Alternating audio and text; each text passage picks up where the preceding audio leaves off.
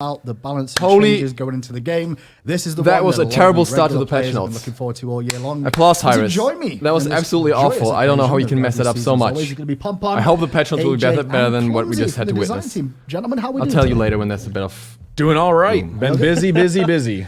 Yep. That was bad. And now we've got a big old pile of changes. Hi, everyone. Some really cool stuff. And I'm excited to get into it. So when we go over this, then let's just break down a few things. What are the overall goals you guys have for Season 6? Today we're going to list the overall goals of Season 6. This is what we're aiming for. And I feel like last year you kind of achieved what you set out to do. Thank you. Season 5 was a big shift. Damn, I just gave you credit. I didn't mean to. Yeah. He's so nice, Andy, man. He's not savage at all. Season 5 was a big change for us as a team and the way we go about balance and the way we communicate our goals and try to achieve them. We set out to a very few specific things like the Conquest changes. We really wanted to focus on problems and solutions to problems. And we tried to make sure every single change was identified through a player perception type of perspective to make sure we could understand why players... Right, this is just a bit of fluff right now, so I'm quickly going to say there were like 7 attempts to start the stream, and then they started it out of nowhere, so I cut off the beginning. I'm sorry about that. It was absolutely bad. Really bad. For a big patch that's coming up. Super unprofessional. Really look at the community feedback and look at popularity and ban rate to see what's getting played and make adjustments accordingly. And even if things may be strong, or we tried to not do so much where we just pull numbers and say, haha, we're right, you know, because that doesn't really get us anywhere and as far as a community. So we changed a lot of those goals this year, and it's been working really well. I think everyone's been pretty positive about balance this year. Yeah, Season 5 has been Let's move on to Season well. 6, and what's the difference? What are you aiming for this year? Well, I just want to mention we're going to continue with mostly that strategy. Okay, cool. Focusing on the perception and the feels of changes and a little bit less on the win rates. So absolutely, but of course we keep things within a reasonable, constrained upper and lower bounds, right? Yeah. And looking for specific problems and solutions. And that's really what we tried to apply to this patch notes that we're going to go over today. Well, let's begin with some item balance. We're going to start off Yes, with 3 they started quick items. today. Nice. The blessings, or the ones that are non-Conquest specific, so they're available in all the other game modes outside of Conquest. We'll begin with Attacker's Blessing. This is an item that, obviously, it's an early game item, but it's a bit too potent has been the issue. It's still going to be very good. So it's going to get a bit of a nerf this patch. It's going to go from 50 to 100 stacks to evolve this item to get the penetration. Yep, and so this will be a similar theme through the rest of these non-Conquest blessings is they stack very, very, very quickly. Within like sometimes the first minute, you can get mostly stacked up, maybe within the first 2 or 3. We want them to take a little bit longer, and so Attackers, which was already really good, is just going to take longer. The other ones are going to take longer, but also have some adjustments to them to help them along. Well, we'll go through those 2 as well. Then Defender's Blessing, which is more for the supportive aspect of the tanky option. It's going to be increased stacks from 50 to 75, and Evolved Defender's Blessing will now give you health, which is going to be more. So it was 100, it's now going to be 150, and mana was 100, now going to be 150. Could be better. Specialist Blessing, the more of a support sure. aspect, a mobility aspect, I'd say. This is now going to get increased MP5 from 10 to 20, and increased stacks required to evolve from 50 to 75. So a bit of a buff and a shift. Still bad for most. Maybe also hell now, Slowing them all but still down. very bad. Just a little bit. They're great items. Yeah, absolutely. If you're playing Arena, should you get these items, Clumsy? Oh, yeah, absolutely. In fact, one of the things that we didn't write on the notes as well is that we've updated a lot of the recommended builds for these blessings specifically. So, cool. for example, you know, hunters, mages, as well as I believe assassins. They probably did pick up Attacker's Blessing, and right. now that's going to be in the recommended item profiles. Good point. So really, we're trying to make this the starter Specialist item, is just blessing off. concept more clear to all types of players, new players, veteran players, etc. Conquest players, non-conquest players, and most of this season, I think these items were a little bit sleeper. Like a lot of people didn't really look at them too much. But the players who played well and played those modes more hardcore were buying these items a lot, and they're seeing how powerful they are. Yep. So really, we just wanted to bring defenders and specialists up to the levels of attackers, so they all felt universally good. Attackers was really the clear favorite this year, and then we wanted to adjust their pacing just a little bit, just for feels and timing reasons. Well, there's not really many items outside of the game that, well, outside of Conquest that get picked up, but those are the only 3. We'll move on to one of the Conquest blessings as well, though. It's going to get a bit of a buff this patch. Warrior's Blessing is on the list here. Increased health and mana restored per trigger from 30 to 40. And Evolved Warrior's Blessing is going to evolve to give you protections, which was 10. It's now going to be 15 Whoa. at this moment in time. Reason for that, is it just a little bit low compared to what it should be? It was, I think, widely decided by the player base this year that Warrior's Blessing was just a little bit on the low end compared to the others. Now it's on the high And end, I'm pretty specifically sure. the class that goes with the Warrior's Blessing, the Warriors. wanted to be a little bit tankier in the early game and when they evolve those. So what you're going to see is more regen here and more protections.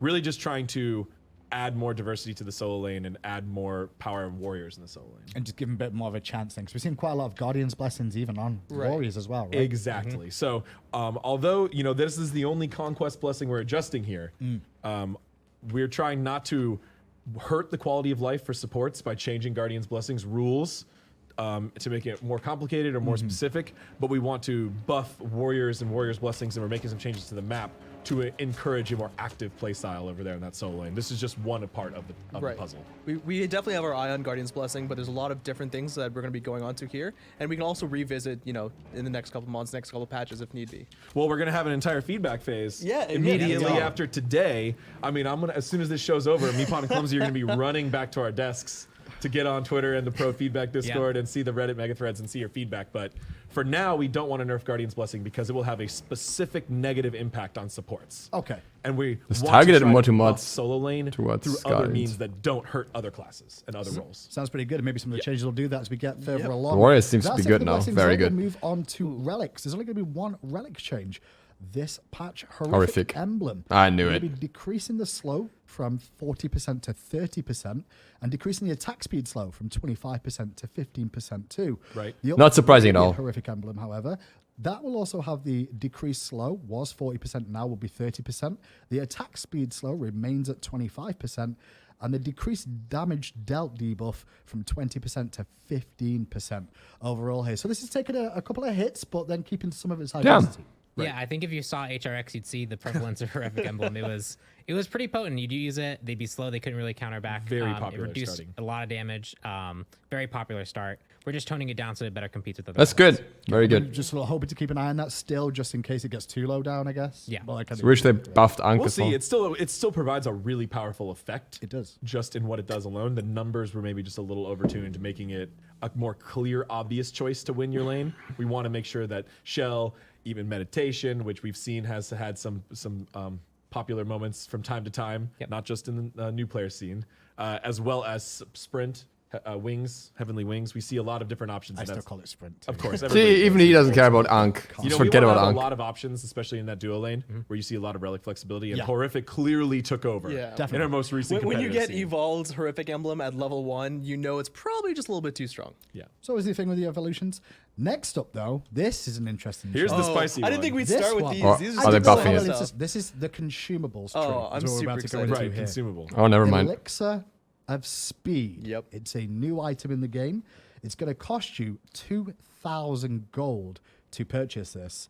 This consumable increases your movement speed by 18% permanently. The effect does not stack with movement speed from boots or shoes. This effect lasts, it says X minutes I've got down here. It's really long time. Right, okay. It's just because I don't have a Wait, specific what? time and I just read it. It's 9999 right now. Right. Cool. Yes. So for 9999 minutes, It's intended to be Seconds. Yeah. Seconds. It's 160 minutes or so. this It's item is effectively only Whoa. going to be available in Conquest That's game right. modes as well. Right. So this is a permanent speed boost buff. No boots built. doesn't- We are going 7 items. Correct. Clumsy, why don't you get Yeah. into more And so- detail? Explain the more What is details the you are. short pitch for this? So, I mean, if you guys saw my tweet earlier today, yesterday, Wow. about Squad, this is the radish of the turnip that people were talking about. The short is that this elixir I does like not stack this. with boots. So once you get 35, 40 minutes into the game, and you're sitting on 5 items, you've got your boots, and you kind of just wish you had another item. Well, now you can. You buy this Sell your elixir of boots. speed for 2,000 gold. You sell your boots, and that's the idea because the movement speed doesn't stack with each other. And then you buy yourself a 6th item, and you go crazy. This is the boots replacement late. It changes the tier list. If you've got Item movement tier speed list. items, though, they're not going to help you, are they? That's No, no, no, interesting. Oh, those they'll work still help you, normal. but boots This is themselves will so help you you. could Yes. build a movement speed build and effectively replace that boots slot with another movement speed and go faster. But that's not really the intent of this So item. now we get 6 items. That's the Now main we get intent is 6 that you get items. 6 Exactly. item diversity late game builds. Oh, we God. had Oh, a power Mercury buff is gonna be- elixir, we oh had my a God. defense buff Oh elixir. my. We wanted to add another facet to the late game, and this Oh. is an issue we've tackled before. We tried a lot of different things, but we wanted a little bit more variance. I in the regret late this game. already. This is what it's going to do: is let you actually build a complete 6-item build. Yeah. It makes late And game spicy. The cost is adjusted appropriately because really. But what's this up with potion does Rat? Nothing. if you buy it and drink it for 2,000 gold and your build is normal, right? 'Cause you Yeah. already have boots, you just got a speed buff that does nothing. It doesn't stack. So we have to embed the actual cost of replacing your boots. Yep. Because So you it's a lose the- little you bit lose of- the it's a stats off little the bit boots of- too, as well, exactly, don't you? you do. Right. Yes. Because you've got to buy your boots. You're Right. going to buy them anyway. You're not going to have 2,000 gold to just go 18% movement speed. Yeah. That's not valuable. Right. Technically. So the other elixirs are 3K. You need about 3K because then you sell your pots. You'll get that additional 700-ish, 568 or something like that's that. interesting. Somewhere around. Yeah, something like that. Then you'll be able to buy at least like a tier 2 item and replace it immediately. Or you'll need to wait until you're about Yeah. that 3,500 gold tier at the end. I still want to rush it. Instead You of shouldn't, getting but I the still want to red rush blue it. elixir, you can get the yellow one and switch in an item. That is exciting. Yeah, Yeah. that's Super really spicy. interesting. Extra item in the game, technically in the late stage. We're very excited to see how, especially in the pro scene, that works out. In the Oh late game. yeah, Yeah, because we'll see and- how many abuse cases we can make. There out might of be a this few as well. gods, yeah, Right. that'll get Well, much better with I'm this. thinking Triple Rat crit might actually ADCs. hurt a little bit because he's got Acorn. True. Oh, good Rat point. no actually. We'll have boots. to make sure that works. Rat no accordingly. boots can't sell Rat boots. can't sell, but well, No. Rat is poised as an early game character. Yeah. Anyway, Yeah, so get screwed when, right, if you're Tusker. if you're in Rat in this late stage, sorry, you're Good, because you're I'm get- sick you're of draft. Blink Rat at Yeah. level 1. Wait, so it anyway. literally won't As work you on mentioned that? earlier as That's well, annoying. This elixir only exists in the Conquest game mode. We wanted Yes. to make sure, it was tuned specifically for the timing that we've mentioned just now. And we found, in other game modes where the spooling was going to be a little bit different, it didn't quite fit there. Yeah. So this is only going to be a Conquest elixir. Because here an assault straight away, first item. Yeah, right, or an arena First or something elixir, in done. 15 I minutes mean, I guess or you less. could do that. Quite not a good build. Quick double check on this. Does this persist through death? Yes, it Okay, so it does. doesn't say that on there. This is gonna be really So I thought I'd just scary clear for that some. up. The permanently part is a Just the to be really long super, duration super and through clear. death. But yeah, Yes. that's correct. So that's consumables. Next up, we're going to move on to magical items. Most of these will probably be focused towards mages, but guardians also pick up magical items too, so expect some of those in here. We'll begin with Cursed Orb. Oh, is the baby. first one on here. Is that, Might Kind of a look new familiar. one. Yes. is that a new item? Well, we're gonna have Doom Orb, which is now a tier 3, and Cursed Orb, the tier 2. So We these brought kind of back go to tier together. 3. Yes. So Cursed Orb is going to be a new item that's technically tier 2 of Doom Orb. Correct. Cursed Orb is the old Doom Orb with reduced stats. So Cursed Orb will be 1,600 gold, 55 magical power, 75 mana, 20 MP5 to 15 MP5, and 3% movement speed. Passive, killing or assisting an enemy minion provides you with 1 stack, granting 1% movement speed and 3 magical power per stack. Stacks last for 10 seconds and stack up to 5 times. Enemy gods provide 5 stacks straight away. Then we'll have to follow this up with the Doom Orb because Doom this is going to be a Orb. tier 3 item now. It'll cost 3,000 gold for Doom Orb, Oh, Look at him run. and it's going to be So fast. 135 magical power for Doom Orb, Whoa. 200 mana, 25 Whoa. MP5, 6 movement speed. Oh, and Kwang, killing or Poseidon, assisting an enemy anyone? Minion provides you with 1 stack, granting 1% movement speed and 6 magical power per stack. Stacks last for 15 seconds and stack up to 5 times. Enemy gods provide 5 stacks. Guys, Doom Orb's been through a lot of different iterations from the early I days need to of read season that. one It's all the 5 way through to stacks? now. It kind of evolved into this. Burst the wave down, use it for rotations potentially, and like extra mobility bursts. This feels like it's the same sort of identity, but pushed it a bit further. right. Yes. So it was definitely it was really good for what it was. It was this nice bridge item that you could build, but mages really care about the end game power. They really care about where they're going, not Yeah. exactly where they are at that time. And so Doom Orb, even though it was potent when you first bought it, it just couldn't keep up with other builds as you got later and later on. This Seems kinda expensive, changes that. though. It makes it now a full-fledged tier 3 item that you can pick up. It can really enable some quick rotations. It can really enable you to have like a nice power spike early and then maybe sacrifice it compared to other potential options, but keep up with other builds. So it really kind of gives it just a new lease on life. So a bit more potency, maybe we'll see it a bit more on some of the more rotational gods, right? Yeah, absolutely. I think it's going to be really strong. In fact, I think the price currently is listed as 3,000. I think we even increased that to around 32 or 3,300. I'm messaging Isaiah right now. It seems like a couple of our Numbers are off. earlier, most Ooh. recent tweaks that are definitely on our notes doc and will be correct in patch notes when they're posted today. Yes. But it's still 99999 minutes for. That's actually For intended. elixir, I yeah. Yeah, wanted I to know. make it the I rest guess of the Okay, match. patch but I notes don't written know today what is well this nice. Rest of the match should be, Oh, man. that's true. Okay, that's Yeah. fair. That's fair. So we're like, So how many it's- 9s before it's obnoxious? I did suggest 3 9s, but Pawn was like, maybe you could play a whole match where that would fade. And I was like, all right, fine. That we'll is do 4. possibly nines smart. today. You've seen games go that long. We've had long games. But But, you make sure we double check some of these numbers. we'll- It's very slight tweaks. We did increase the cost on this. So tier 3 Doom Orb is very strong in our Yeah, testing. the extra this is a power on really it, strong tier item. 3, very interesting. It's definitely really interesting. fun too, and we liked the passive. So but much that tier movement 2 speed version now. just really held it back, being forced bridge item. So Exactly. there we go. So that's Doom Orb. Next up, we're going to talk about Book of Souls real quick. This is for the Book of Toth tree, the Soul Reaver, items like that. It's going to get a bit of a nerf this patch. 65 power, it's now going to be 55. I guess that's to do with how quickly Understandable. the rushes over Book this. two rush Yeah. was a really common start, Okay. if not the most popular. Yeah, we So- buffed Mage's Blessing a little bit towards the end of the year, and we thought that would help bring down the number of Book of Souls we saw. But But we not think enough. it is probably appropriate to give it a small power nerf as well. And not only Book of Souls, though, Book of Thoth we'll actually get a little bit of a look at here as well. We're actually going to decrease the cost of Book of Thoth from 2,800 to 2,650. The Decrease the passive power, hey? now only converts mana gained from items. Ooh. Oh. There you go. Increased mana of mana converted to magical power from 3% to 6%, and increased bona mana's conversion when evolved from 2% to 3%.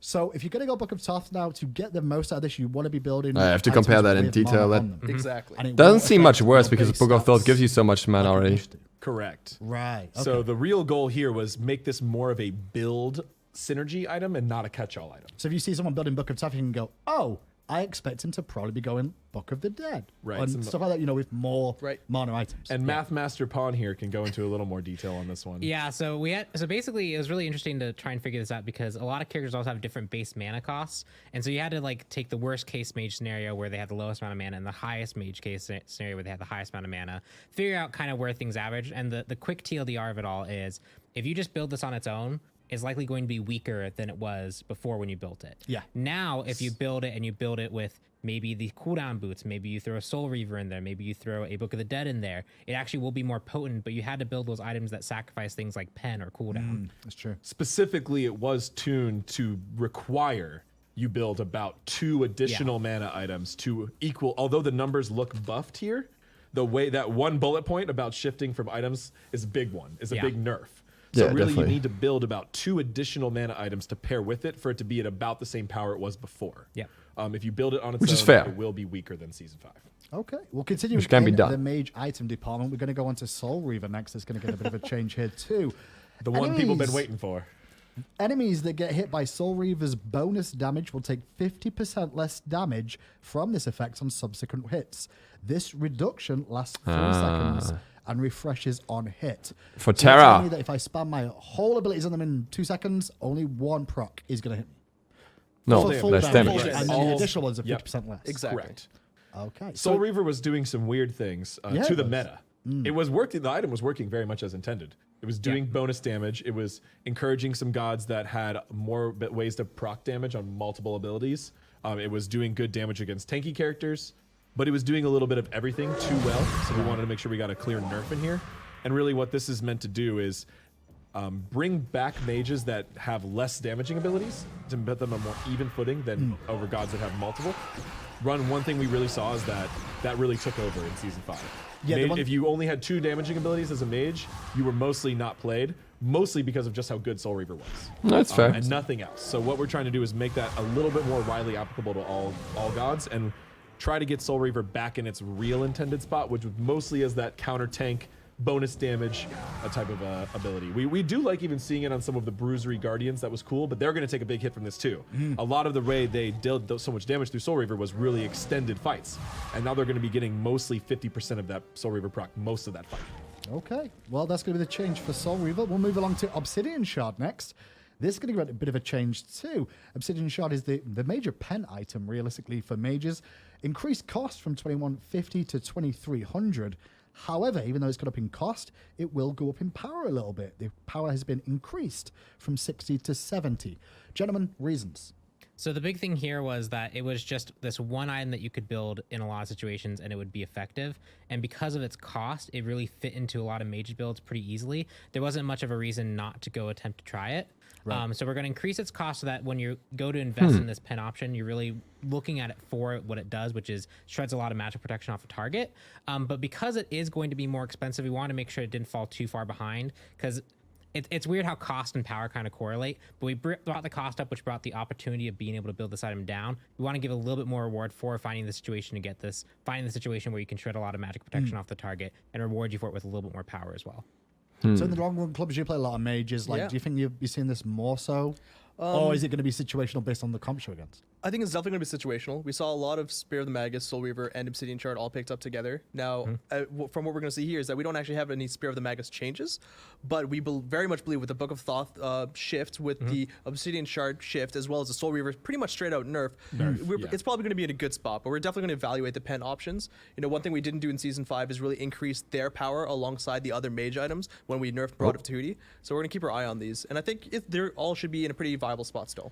So some key nerfs for mage items in the most popular, most high-performing items. Without destroying the whole class as a whole. But we got to right? have a That's the couple rule. shifts in there, correct? And we're also targeting some really unpopular items. Like Doom Orb, although it was a cool item, really unpurchased. Pretty much nobody bought that item all season. Well, I think we're going to some of the items we've not seen too much. And that's of. what we're So sorry, about to right, get shoulder. to. Right, Right. Couple more mage items to go. Typhon's Fang is the next one. It's a lifesteal item for the most part.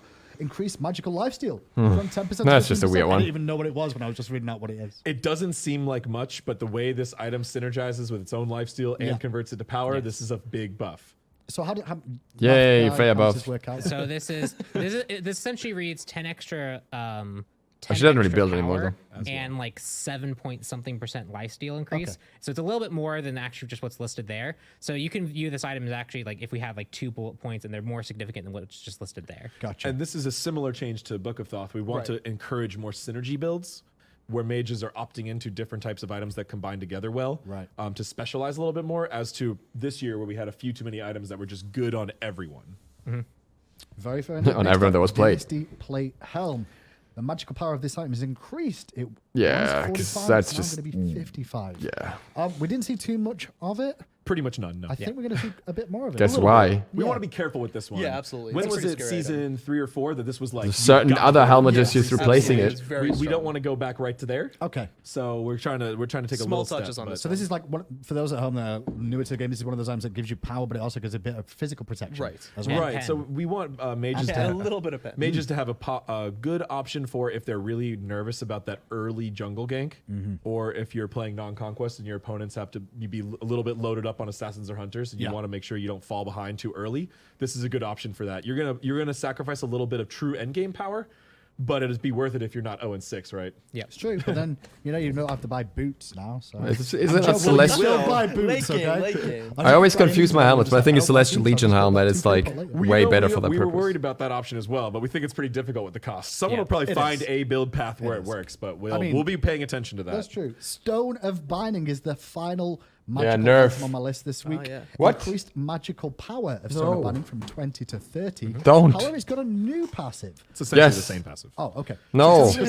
You'll see. You'll see. You just trick me into saying I'm these just words, and then I'm like, debating it's this new so on the hard. sheet. Successfully hitting an enemy god with crowd control will place a debuff on enemies here. Oh, because the old one used to be Right. an AoE aura that would like pull No. something from We around, found this right? just to be very counterintuitive and actually hurt the way Guardians wanted to use the item. Okay. Like, we wanted this item to be a way of, oh, I'm got a lockdown or bruisery Guardian. Yeah. Now, hey, team, kill this guy. Or, Yeah. hey, team, let's make a pull. So, No, let's no, make no, an no, no, no, aggressive no, play. no. This is not So, good. it used to buff your whole team if they're nearby, but that was It was some weird already positioning elements. part It of also one was of the confusing and very going nasty backwards. So rounds now, won by whoever Splice you in the CC finals. will also be debuffed.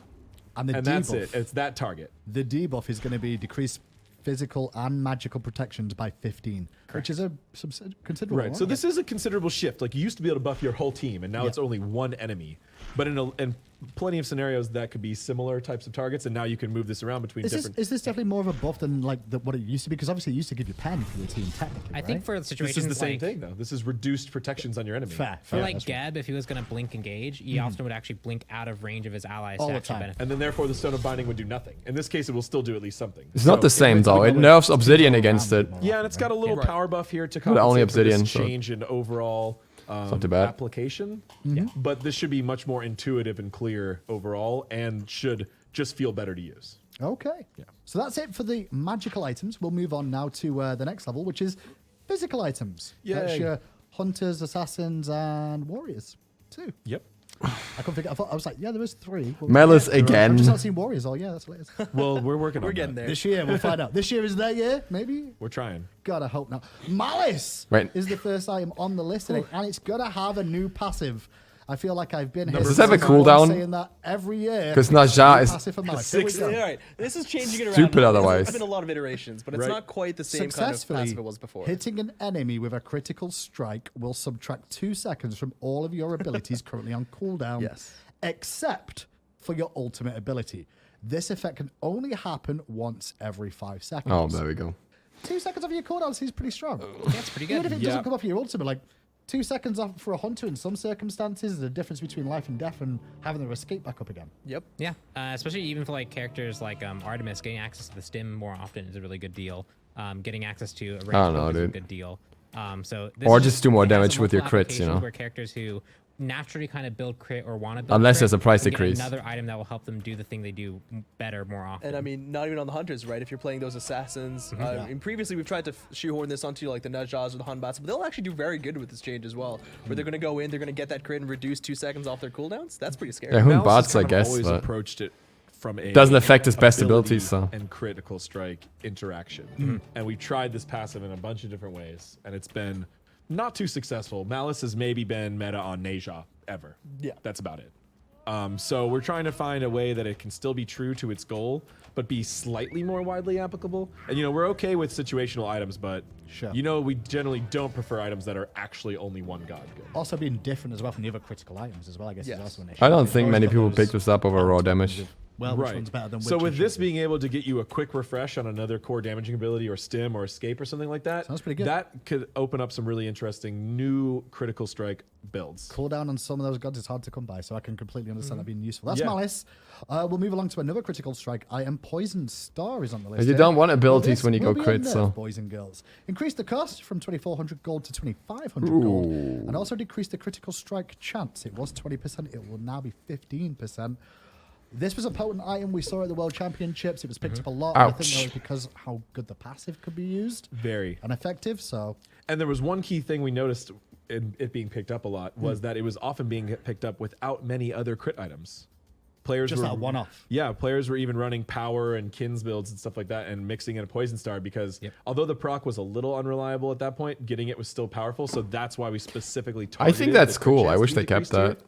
So you need, it's a kind of going along with the theme. We want people to make these builds that work well together and have certain items that enable those builds. I- to be I wouldn't wanna stronger and not force just full have crit things builds. that work on anyone in any random order. I mean, pros like RNG too. That's why they Yeah, they love RNG, RNG. right? They You wanna- know, they don't like RNG, Yeah, but they now do. you'll need to build more of a real they do. crit build to make this item I work. talk to all those pros all the time. They're always asking for more randomness. Like, they really like it. Also, the 2,400 price cost was pretty low, so Well, that had to true. help a little It's bit. not the only. I feel like it's item gonna push actually rage that's a gonna lot. have nerf this patch. Wind Demon's also going to join it in that path.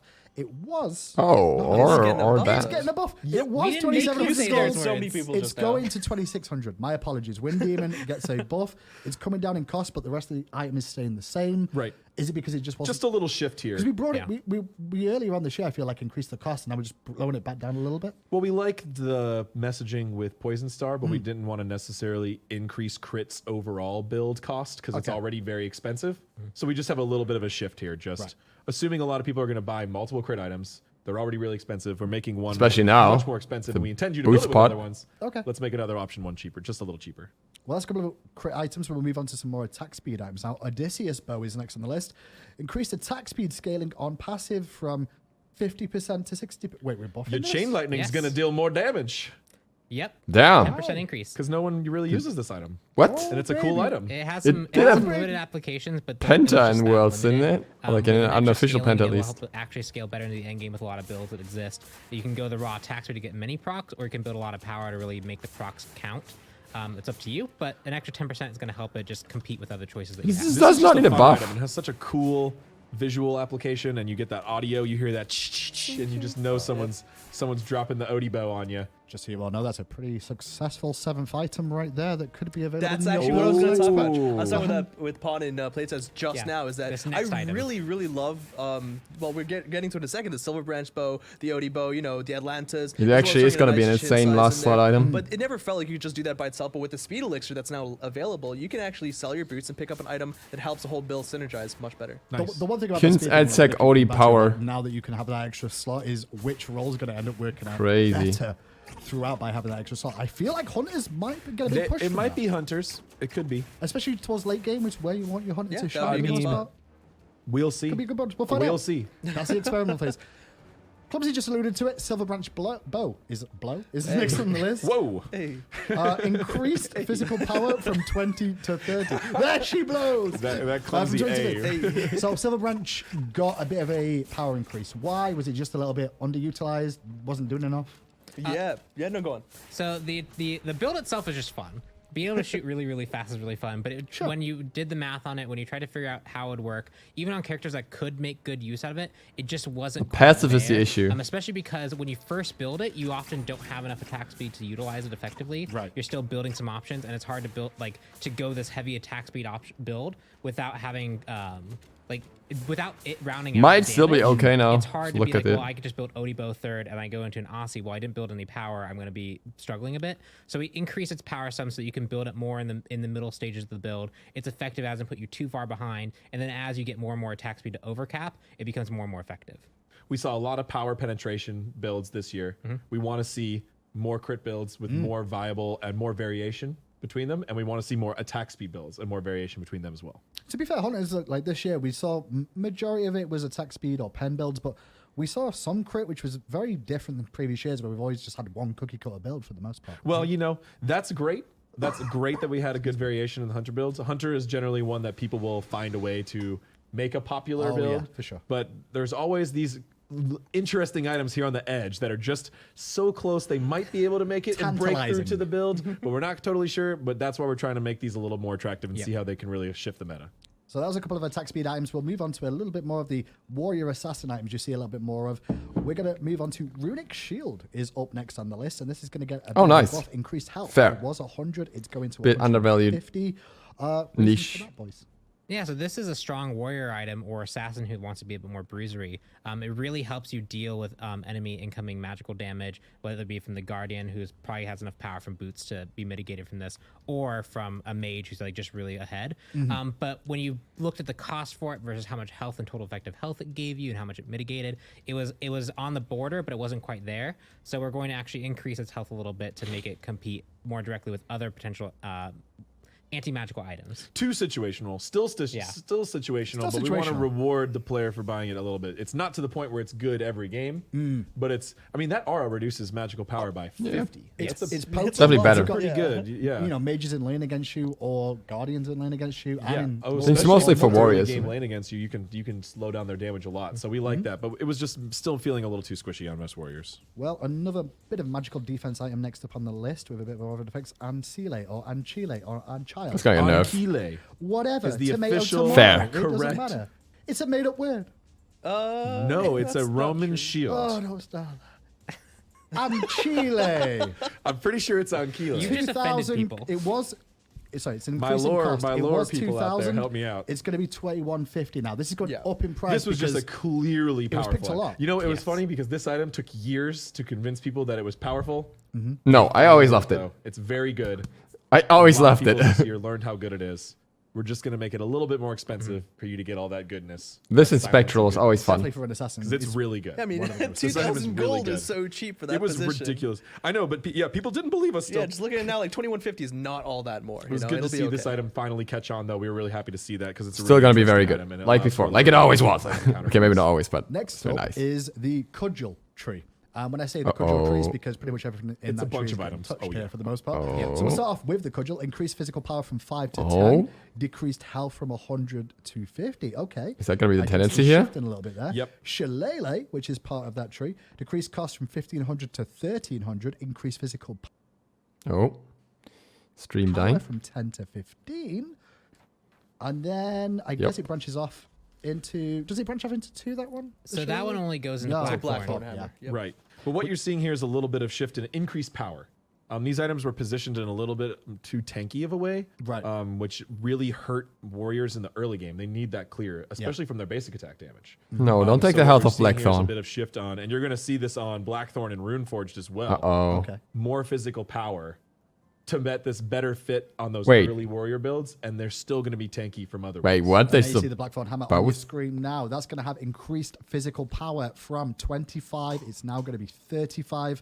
The passive, though, now transitions from cooldown reduction to mana regeneration at 25% mana, not 50%. I was going to say It's free 50% real value, estate. That's just pretty great. strong, Like, so it's going to be a little bit weaker So this than is that now. when it Nice. When it triggers from. So when you're Right. at 50%, That's that's perfect. the threshold. So it's a 50-50 split. Now it's a 75-25 split. So you keep It's super that cheap. level. It's, You keep the cooldown a lot the cooldown. longer. What? And then when you get low mana, you get that mana back really fast, but it doesn't take you up as high. 35 power is almost 40. Like the only thing is It's a missing really is cool pa- item. Obviously, Wow. it hasn't really caught on lately this year.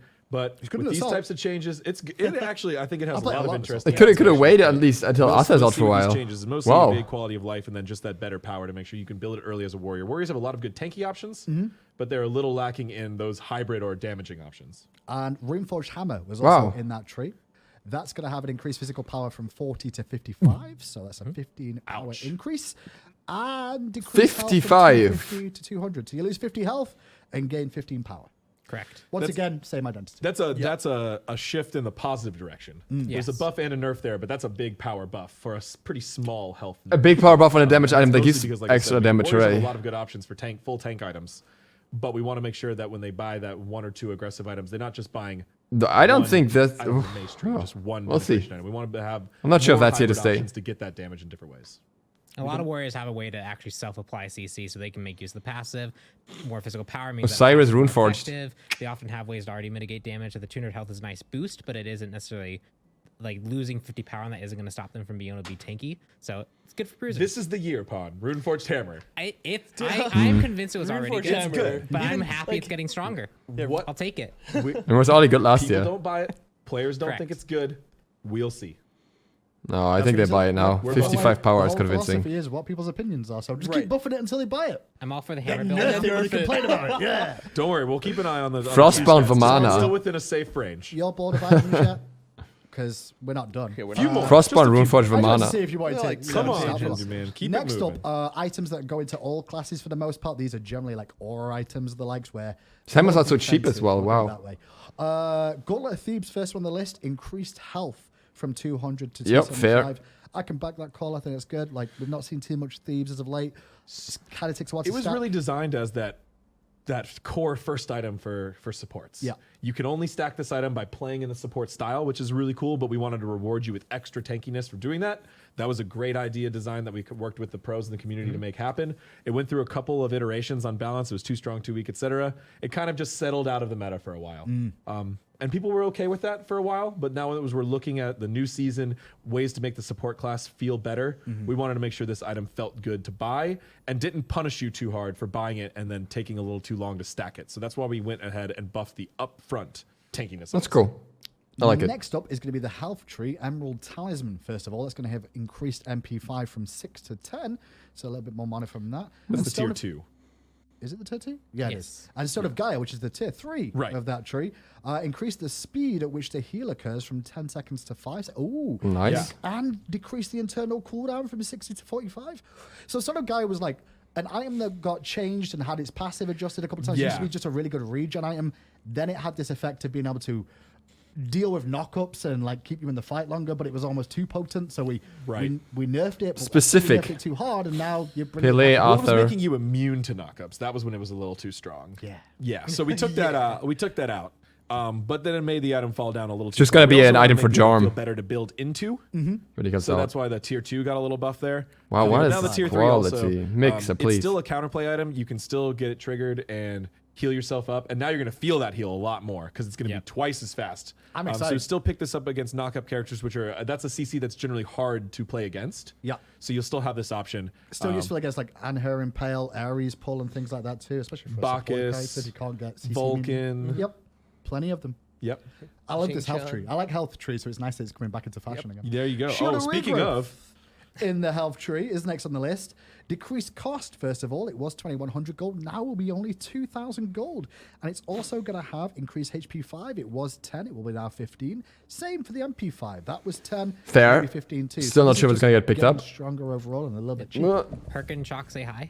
They're gonna have some fun with this item. 10 to 15 is what it Defense is. as 10 to well 15 with at the that. end. Picked up. Now the she has passive's that really really- strong. Yeah. So we just wanted to make sure those stats felt a little bit better and the cost was easy to get into. This item has a real high potential if you get it early and really use that passive. Yep. So Yeah, it's all about the Yeah, and also, while it may not have been, seen in Slimelight in Conquest, it's also really good in some of the other game modes. So we wanted to be careful with that one because in Arena, it's much more popular than it is in Conquest. Oh, yeah, mobility is always important in every game mode. I'll tell That's you that true. much.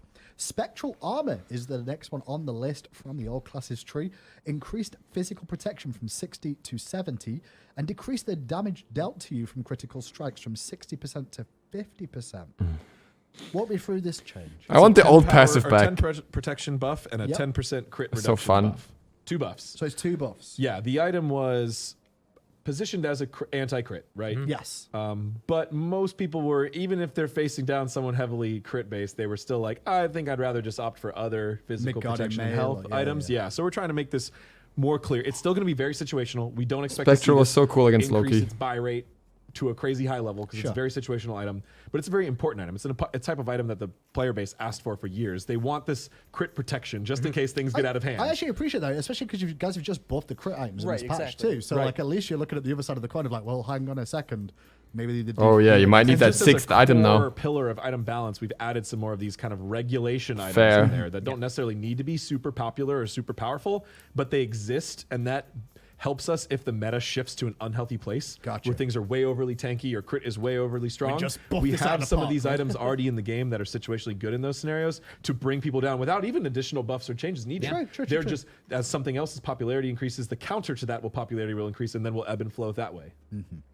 That's it for the all classes stuff. Although masks, once upon a time they were all classes, but then they got adjusted. They're all classes, but in different ways, right? Yeah, the masks tree is going to get a little bit of love or attention, is what I should really say here. Lono's mask, the first one on the list, increased damage dealt from -20% to -25%. So that's, well, going to reduce the amount of damage you do. with this 5% item. nerf. And increase healing done from -20% to -25%. We're nerfing it overall more? Correct. Just a little nerf to both of those downsides. We're increasing the downsides. This was Okay. clearly the most powerful and most popular of the masks. We saw this become the world's meta item with the Yes. Fenrir support. Sure. So we like how this is being used. It's cool that people are flexing classes into Guardians, but this one was a little bit too strong and too flexible. Just making sure that downside is a little stronger. That's fair. Nothing else changed about that. Rangdar's mask. Wait, is the that's next it? one on the list. Oh, And that's that's gonna be rough. increased ability damage dealt from 15% to 20%.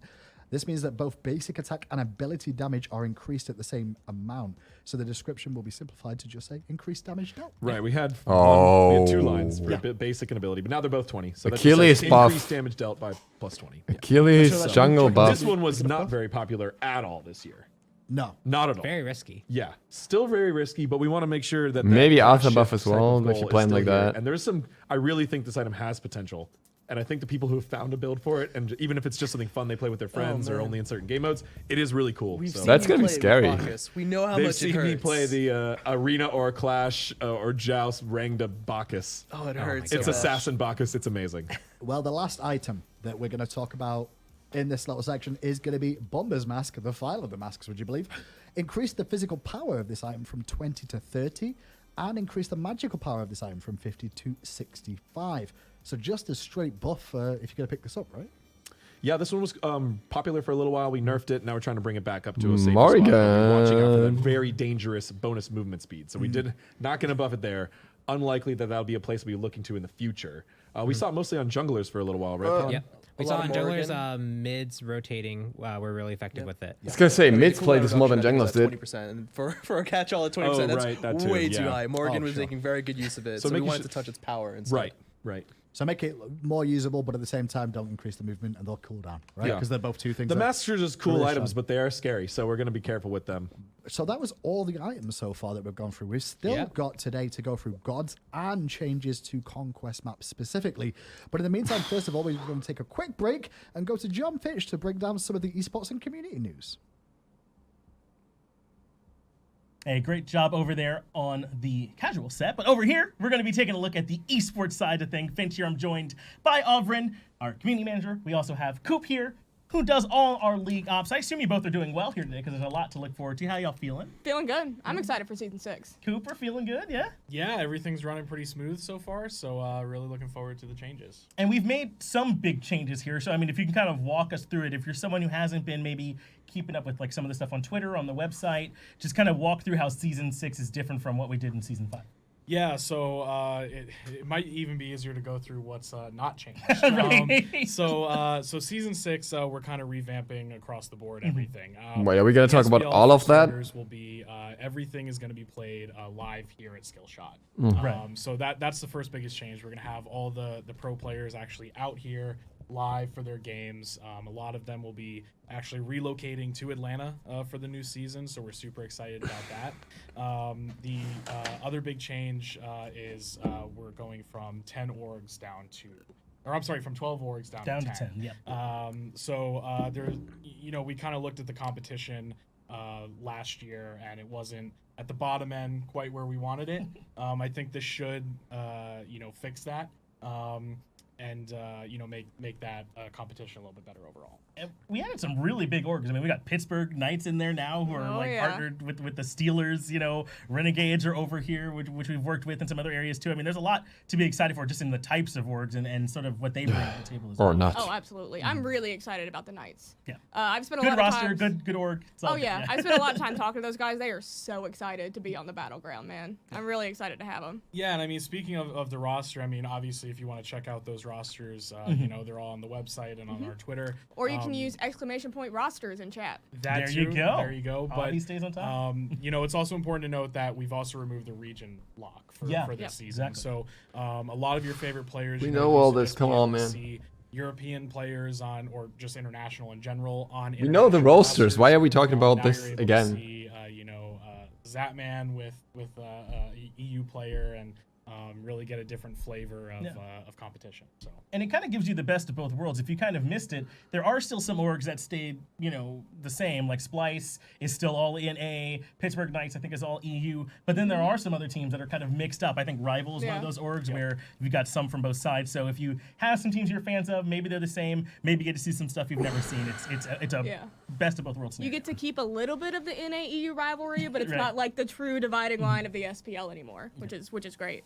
And we did some improvements on the SPL side of things, and I think that is how those are going to come out to be. But we've also helped out some with the SML. That's getting changed up a little bit too. Can you tell me some of the is changes it though? and just how that's going? Yeah, so the SML it's kind of been our big sticking point of how do we get the amateur scene kind of growing. That's the way the mics are quiet. We feel comfortable it can develop talent for the future. Right. And it's important to note it's a work in progress. We're still not done. But two of the big changes that we're making is one, we wanted a minimum salary for those players competing. Right. So all the players in the SML will be receiving a $10,000 minimum salary, which is well and above what they've earned last year towards the low and middle end. And the second is that we've actually done a similar vetting process similar to the SPL for the organizations in the SML. Right. So we're working with some really great partners at the lower level to make sure that scene's a little bit more stable and that they're, Yeah, and what about Burrito? commitment that we may not have seen in the past. Tell And us. it's exciting, I would say, from the community engagement side, because we're going to have all these players here all the time now, right? Some of the people that you really like, you get to hear more from them. We were just sitting with some of the pros out there in the area, and I assume that'll be happening so much more. I mean, what kind of stuff, I guess, are we going to be able to do more of now with the way Season 6 is looking? Just more content, you know? Like when they're here, I especially got our something EU to drink. players, This you is always kind sick. of get the short end of the stick. We know all You're- this. you're Why? out Yeah. Wherever you are, Why? we can't do a lot with them. So when they're here on such a consistent basis, the amount of content we're going to be able to put out, we got video content, interviews, we've been in a lot of meetings planning some really good stuff. And I wish I could spoil it all right now, but I won't. Some good stuff coming up. Yeah, I'd like to keep my job, but yes, there is a lot of good stuff coming up. And Cooper, even the way that it's gone has changed, right? We're in the phases now instead of the splits as well. So it's kind of all the games are going to be mattering. It's not like that spring split kind of slump that we sometimes saw. Yeah, so we've kind of talked about each league's big changes, and one of the things that's kind of coming to both leagues is we're moving to a more full season structure now. So all the games are going to count. We're going to move to 13-week phase 1, followed by a kind of mid-season invitational break, and then a 13-week phase 2. And again, all those games will count throughout the year, and this kind of puts a little bit more emphasis on the players to really try their hardest throughout the whole year and make sure that when they qualify for Worlds, we truly are getting the best teams throughout the year. That's right. Yeah, all of it's gonna matter from that first day that you're out there in week 1. Yep. So who's gonna be able to get that stuff to matter? And Well, I mean, hello I know there. I guess we can't go too much in the specifics, but it We're really still does talking about the open same up stuff. us to help you all get to know these players better. You know, some of it on the serious side, some of it even on the more silly side. I think Oh, the of some of memes are these gonna be players. so real. I'm so excited. Yeah, no, you'll get to see so much more from these players than ever before. So, I mean, Coop, we kind of went through a lot of the stuff here on this esports side. Is there anything more that you want to touch on, or let people know maybe if they are big fans or don't watch as much? Yeah, I think two things. One, we didn't touch too much on console. Yeah. I think console, is obviously still on our radar. We're going through some planning stages on that still. Some very big changes coming there just in terms of the way that the format's going to run for next season, as well as just overall making it a little bit more of a stable league similar to the SML. And two, I really want all the fans to just, it's a big change. We know that across the leagues. It's a very No large disrespect, change, but it and, doesn't really we fit are in gonna the make middle some of the mistakes patch notes along the show. way. So We know that. We've after, already for made those who some, wanna and- know and about we definitely competitive. corrected those. But if everybody Like, could I just, like it, but it just doesn't provide their fit here. feedback, continue to hit up myself, the casters, Avi over there. We'd love to hear your feedback and continue to make this a really great league. Yeah, does anyone ever hit you up, Auburn? Anyone ever? Everybody hits me up all the time. You should see my DMs. Like, they find me on social platforms I forgot I had. Yeah, like they'll I get find people someone to get like in my LinkedIn, MySpace? like, hey, codes, please. The other thing I want to mention, because I've gotten a lot of questions about it, SML rosters. Right. I'm not announcing them yet. You're gonna have to wait. Free agency has a couple more weeks left to go.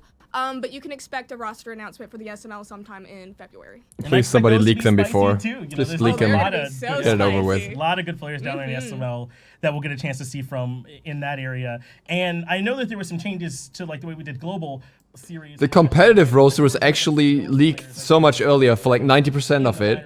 I knew about that like way earlier than they announced it. I bet it's the same for SML. Latin America and Brazil players, OCE, SEA are the regions we supported in the past. Yep. We'll still continue to support those players if they want to compete in the SML. And then, throughout the year, we may have some other competitions for them to compete in too. So definitely a big emphasis for them to compete. All right. Well, I want to get it back over to the other team. They got some more they want to talk to on some of these notes before we go back over. The mic balance any is so more horrible thoughts between about the that three you of guys them. know I don't about- know you guys why they about didn't Cooper adjust first? that. Anything more you want to, I guess, Every add time. that we haven't covered? I don't think so. I think everything's good. Like I said, I'm really looking forward to the season. The players are all excited. Everybody here is really excited for the changes. We'll have news on some preseason, just kind of what we're doing there and start of the season schedule, hopefully in the next couple days here. But just really looking forward to it. Yep, me too. Okay. Anything? Very excited. No, I think we covered it all. Yeah, we went through pretty thorough. So if you're not big fans of it, make sure you check it out. All this stuff's gonna be happening right here on Mixer. So just get right back here for all. If the you're not action. big fans of it, Keep make sure to off. check it We'll out. get back over I don't know to about that Hindu and word. the rest of them for some more stuff on the balance changes in season 6. And we're back on the casual circuit. If you could hear AJ in the background, then apologies. He's showing off his socks. damn I right got they look bears cool. on them today. What is with you and showing off his socks on? Because I got cool socks. He's really Look at proud of those. them. Look, they got bears on them today. Every day we It's get a hard to daily see. report Yesterday on was what socks he's cats. wearing. Today was bears. Oh, I stepped It's on like something one of the too. most Oh, jeez. pointless things to get stylistic about because What, you never see socks? them. Yeah. I mean, you're seeing them right now.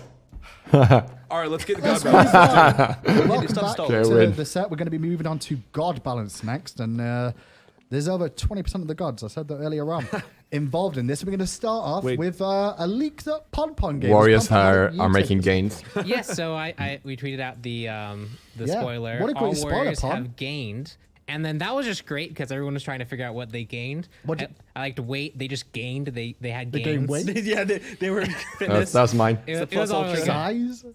So instead, it's going to be Gain size. Health. So they're getting a Wow. across the board 10 HP at the start of the game, as well as they're getting an additional 3 per level, which is a total of 60 throughout the whole game. And this is really just to make the warrior class more defined and distinct as kind of these bruisers. Right. A lot of their stats got really close to assassins in a lot of ways, and they are quite far away from guardians. They really should have that kind of middle ground between the two, and overall they just weren't there. So we're boosting their base HP amount, we're boosting their HP per level. So newer players, for example, just so they understand it as well. Do all warriors have the same health pools and things, or is it like this is 10 on top of what they're currently? Interesting. They do not have the same health. Right. So our classes in Smite have general guidelines for whether their health, mana, etc. Yeah. protection. I feel like they need to be nerfed in another place because they got to be stronger anyways with the item changes. So With in the this way, hammers, we are adding 10 with- to all warriors. What we did notice is the entire warrior health pool Warrior's was a Blessing. little closer to assassins, not as close to guardians. We're moving into that more clear area directly in between the two. But isn't it less Because our damage then? warriors as either our physical tanks or our tanky melee DPS class. I think. So They far. are a hybrid class by nature, but we're trying to make that a little more specific that their tankiness is an intended part of them. You guys are scary with this shit because like we've had a couple of mage item changes. So we might see some more warrior Some supports too.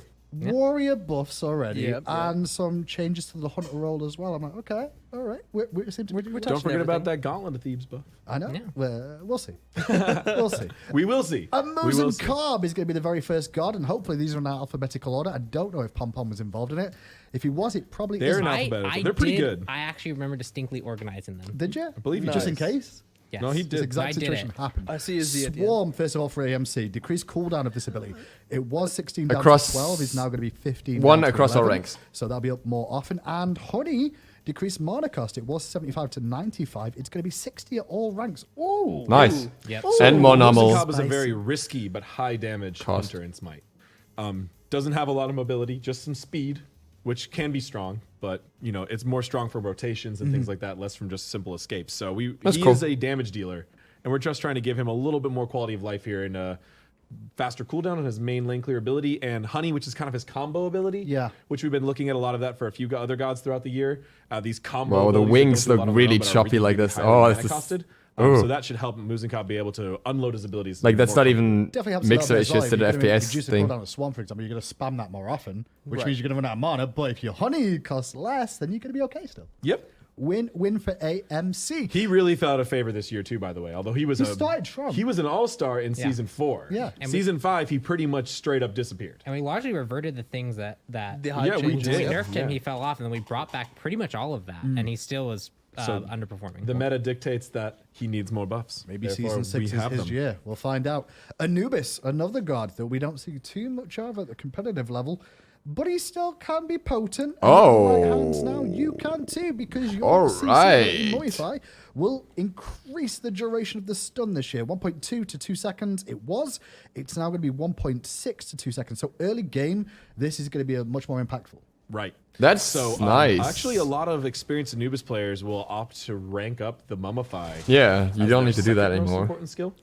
Generally after Some the, more control. right, just because it helps his combo potential of being able to get that wrap 3-4 killing people. Not worth it now. So you would have to rank that up.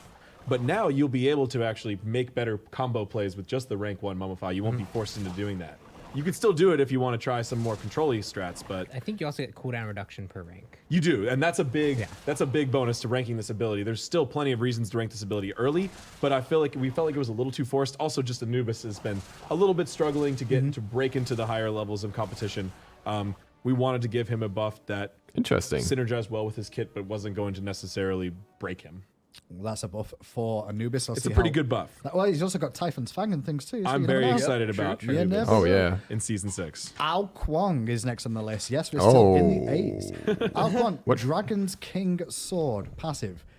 Is this a change passive? Or It's a just new passive. It's a new passive. passive. Oh, Well, again? according to our community, his old passive wasn't a passive. Consume It didn't a meet stack. our criteria, and that was true.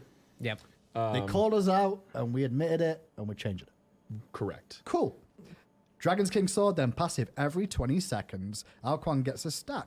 As long as he has a stack, his next non-ultimate ability that deals damage to an enemy god will consume a stack to have its cooldown reduced by 2 seconds. And What? heals Ao Kwang for 5% of his maximum health. Right. Successfully executing an enemy god, What? the King of the Eastern Seas, will fully charge Dragon King's Sword. This effect can stack up to 3 times. So he's got some sustain in this kit. Wait, Really, we what? wanted to. So he had just more power in lifesteal. Yeah. And it was too directly linked to his ultimate.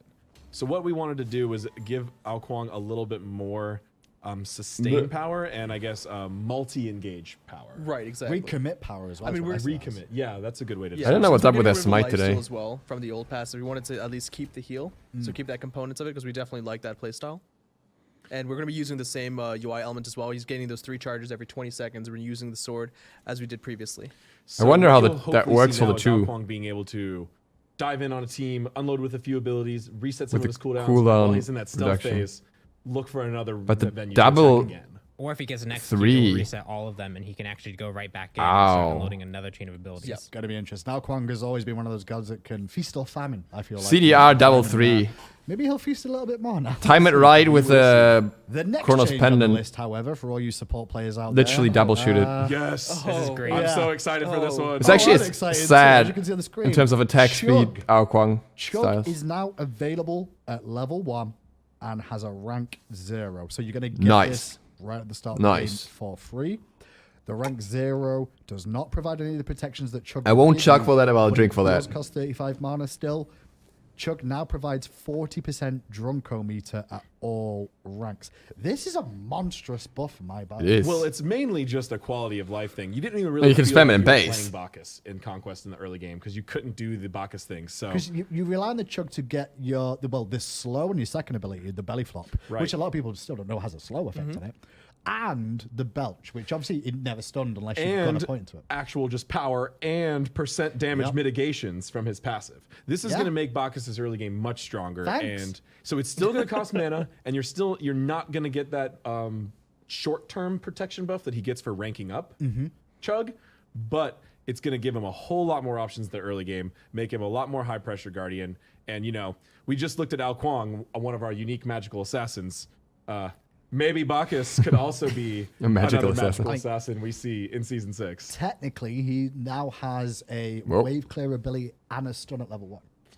Right, so he Wait a should be second, much what? better in the duo lane, but I'd like to see this guy take him jungle a few games and see how it think goes. we may see the little fat man there swing to the solo lane too, potentially. Oh, true, yeah. So I've heard of that before, trust Especially me. jungling, you couldn't get like Chug at all pretty much if you want to keep your clear speed up. yeah, it really was just that's an awesome. awkward ability for the way Smite has developed. So now, and this is so non-Conquest, interesting. You Yeah. mostly won't notice this. You could put an extra point in your belly flop or something in those modes too. So it could make him very strong elsewhere, but it's damage, yeah. mostly going to affect his early game here. You're right. It's Yep. going to be a good change. Get for the movement Bacchus. speed, We'll see how that works Soul out. Gem Moving with on us. to the next one in the B category.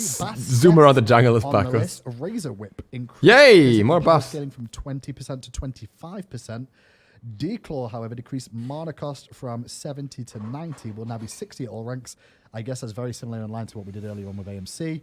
Just speed up the buffs are faster animations. overall. Yeah, so this is actually a 20% scaling increase on Razor Whip because it ticks 4 times. So you're getting a significant increase in damage, but this is really to help her compete with other assassins, both in terms of the actual damage potential because where she doesn't necessarily have the same burst level, the dot has to tick over time, it has to have the damage come out over time, which just makes it a little bit weaker than the ability that just did that damage immediately. So making sure that it keeps up with those types of abilities, as well as Declaw being on a lower mana cost so you can utilize it more effectively. It helps you be a bit more aggressive when you go to gank. You can actually use Declaw without worrying about being for your next jungle camp clear. Overall, just really nice quality of life buffs for Bastet. Well, more than quality of life, just Yeah. buffs. Real buffs. But Absolutely. I like mean, that we she's did getting the buffs. cooldown reduction buff last time, and we definitely saw a lot of the community still asking for a mana buff. And we agreed. Basset's one of the assassins who really wants to go all in with all of her abilities when she's ganking, and that really requires a lot of mana usage. So I think this is really going to help her out. True. Next on the list, then, Fair. staying in the B category. Yeah, we're still going to keep going. Baron Samedi next on the list, and he's going to take some nerfs this patch. Decreased on Consigned Do we have to Spirits, move? decreased bonus Can I be lazy? healing Can I be based on lazy? missing health from 12.5% to 10%. And Life of the Party, decreased total health damage from 15% to 10%. Baron, since release, has been in an interesting... The stuff that I've been talking about from the start, the percentage values were the issue. Fall in and out Now of we're meta a tackling little them. bit, but Nice. I guess you're telling me his Could've done it earlier, but- sustain was just a little bit too potent? Well, looking at I did it, the- so I can't complain. From like the discussion we had earlier, his pick and ban rate is really, really high. Not only that, statistically, he's doing quite well. And In so, multi-roles, too. Yeah, in multiple roles, he can go mid, he can go solo, he can go support, and he's just a character that had that kind of high frustration. He felt a little bit overwhelming. He was in a lot of games. People were banning and picking him quite regularly. We just felt that he was a bit too effective at both healing his team, especially when they got super low, as well as finishing off targets with that ultimate. Not only are you pulling someone out of position, you're stunning them in place, you're getting max hysteria on them, but the damage on top of that was pushing it a bit overboard. And so we're toning back both those factors that scale off the maximum health. There's one key similarity between these two bullet points. They are true percent health damage scalers. Yeah. So Baron's build does not affect them. Right. That's a key thing we noticed, Yep. that Baron was being... And that was the these- issue. Both of these effects were From the very start. strong, Might actually need some other whether buffs in or not he return, was though, who knows? Squishy or tanky or Yeah. vice versa. And he's mostly shown up in the highest levels of play as a actually more tanky character, as a solo laner even. So what we're doing is nerfing here. This is going to nerf his solo lane a little bit more. Yeah, I think that's going to be a Specifically general these issue things where that you're going to Valve play him is now. really He's going to have decide to if be he wants support or more something. squishy or more tanky. He can't just rely on these things to be good all the time, no matter what. They'll just be. Now, what is he going to do okay now? all the time. Not good enough for mid most of the time, Bellona and not is really the a next one support on the list, or and solo. Bellona is Eagles Rally. Increase base damage from 100 to 500 is now going to be 140 to 500. So late game, still the same old Bellona with the Eagles Rally. Early game, this is getting a bit more of a buff in terms of damage output. So we're buffing all Cool. of the warriors, but a couple of them are getting buffed individually as well. The ones who've fallen off especially hard this year. Right. Bellona, generally a popular god. This year was rough for her. Really? Yeah. Never yeah. would So have thought even play count was, and Further down, yeah. yeah, win rate and ban rate as well. So what we wanted to do here is look at her early game engage. This skill is very strong, especially if you can land it and make big play off it. Want to make sure she has that chance to swing those fights with this big ability. And the bludgeon too. So it has a lot of additional effects, which are good for team fights and things like that. But the rank 1 damage, like that's really low for ultimate damage. Sure. Yeah. Really Yeah, low. true. It's Even almost with the a hammer buff, swing. it's still really low. Yeah. But we wanted to buff that just to increase our overall damage. It's got other things like the aura around it. But it's got a stun and the aura and other things. Yeah. So yeah, we didn't buff this up to normal ultimate damage, That's but fair. it's somewhere more in between. Yeah. Right. Cabrakan, Fair. next on the list, is Tectonic Shift for Cabrakan. Expanded the hit area of this ability to damage all gods in the entire rectangle shape. Yes. Cabrakan. This area is as wide as his walls area is now. Yes. Extended the Cabrakan up to the range of the walls. Extending from Cabrakan up to the range of the Right. walls. Yes. It's hard to write. So basically, No more awkward. Basically, what you Big guys need to know is rectangle. beforehand, when you altered with this ability, it didn't catch the whole area that it shows that it looks like it catches, but now it does. It was in a strange narrow line T shape Yeah. or whatever. Yeah, it was actually just a line. I mean, we even had The T didn't arguments hit damage? I thought it was Everybody a T as argues well. about it. We I thought it thought was it like a did, but- rectangle, and then the very end was, another well, the rectangle. and that targeter was fine. highlighted it. Yeah.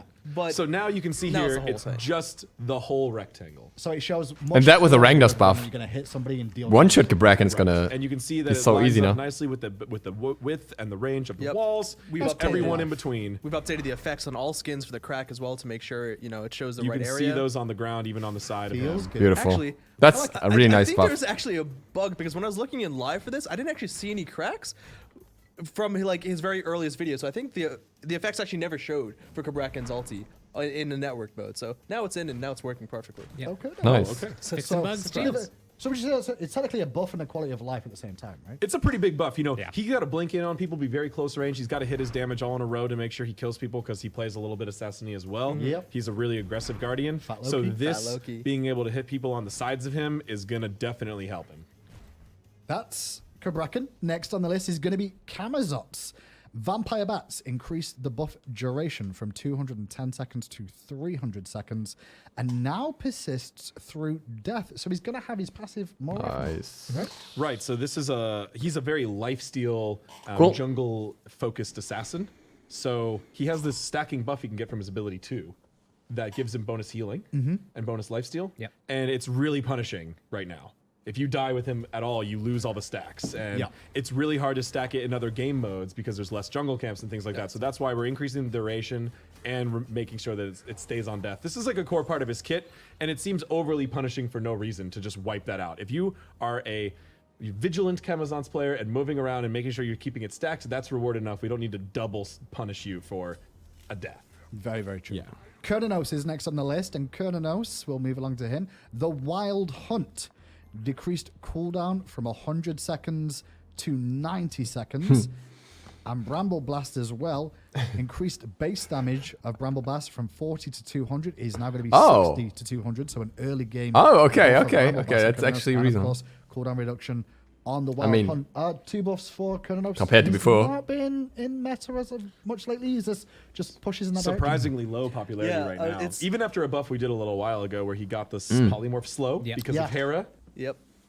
Still- But it wasn't It's enough very to interesting really because bring it in. I talk to a lot of pros all the time. They're like, they always say, I love Kurnanos. Like, I really enjoy playing him. And then when you see them actually playing him, they don't actually play him in the SPL or anything, but they do enjoy playing the Hunter itself. So I think he's But like, they all these said the little same buffs. thing too. They say I really like Kurnanos, but Bramble Blast Yes, feels but Bramble terrible Blast. So you buffed at him. rank 1. Yep. So you They're buffed like, it. yeah, this ability is useless at rank 1. He seems like he should be an okay hunter, but this just holds him back. So there you go. Early game buff to that ability is main lane clear. We'll see if that can affect Kernanos.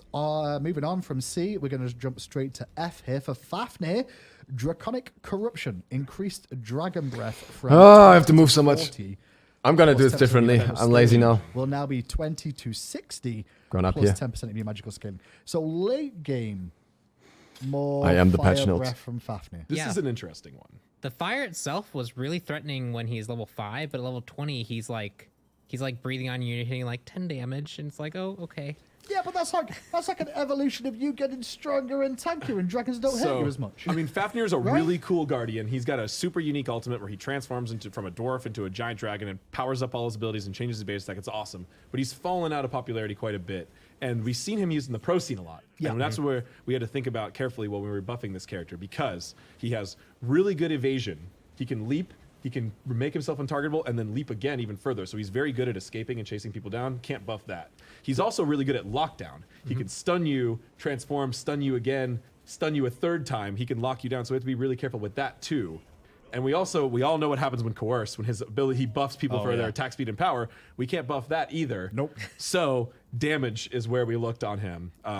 The god brings a lot of unique strengths to a team. It's really exciting, but we want to make sure that that late game dragon feels like a dragon. Feels a little bit better. Okay, that's Fafnir. Next, Go wait for the is gonna be Fafnir versus Hera Bacchus on the lane. list, and, Hera's been, pretty potent, I'd say. A lot of people Very been high ban saying rate. she's been around for a bit. Very high. Well, it's going to be August, the defender, that's going to get a bit of a nerf here. The ultimate increased cooldown from 70 to 90. That makes a lot of sense, guys. Like, you can get it lowered as time goes on anyway. Exactly. Right? Exactly. Yes. So Hera's passive really enables that playstyle where she's designed around having Argus. I understand pop that up change. Often, Yeah. but cooldown reduction combined with her passive, if you're playing well, was already doing the job. After the massive It being buff, reduced I'm cooldown at fine the with top that. end of 70 seconds instead of a standard 90-second cooldown was just too much. It was too available. It was very hard to find downtimes to really engage on Hera. Sure. That should be something Hera works towards getting and feeling rewarded for getting, Yeah. not just something that she just kind of gets for free. She's got it up all the time, yeah. It's a Right, big- and this was a high point of frustration for opponents Yeah. of Hera's. The goddess feels counterable, and they felt like they could do some good things in the fight, but then just getting Argus dropped on you over and over again was really frustrating. So this is going to bring Hera to a more manageable state for Yeah. counterplay reasons. After Hera, we'll move on to Hercules next on the list. Excavate for Hercules. Decreased cooldown from 90 seconds. It's now going to scale from 90 down to 70 seconds in the late game. With the warrior buff and the health buff. Boulders for days, boys. Yep. Yeah, Pretty much. Soldiers Pretty much it, really right? cool. Yeah, I there's I mean, like 90 that. seconds is quite a long time for someone like Hercules to have that, but It's a late game Scale down damage makes sense. potential increase. Like that Hercules tends to fall off pretty hard late game. He's really hard to kill, but he doesn't have Mid-game. a kill potential that he had early game. Sure. So we want him to be able to at least use this rock often, which can really scare people and be really good for combo plays with your teammates. I think it'll also help him a little bit more survivability because CC immunity, right? You can use sure, it more yeah, often yeah, to very get true. yourself out of Absolutely. tricky situations too. That's Hercules. Isis? Isis. She released? Yeah, it's well, there you go. Fenrir's She not needs some released yet. buffs because apparently Hindu man forgot she's in the game. It's been a hot This minute. is exactly what we're I going think I for saw right Wolfie here. play one once, and now he's in the minor league. I think. That's the kind of Dispel Spoils. Magic, increase range from 40 to 55, and That's Circle a of Protection, good buff. increase range from 35 to 40.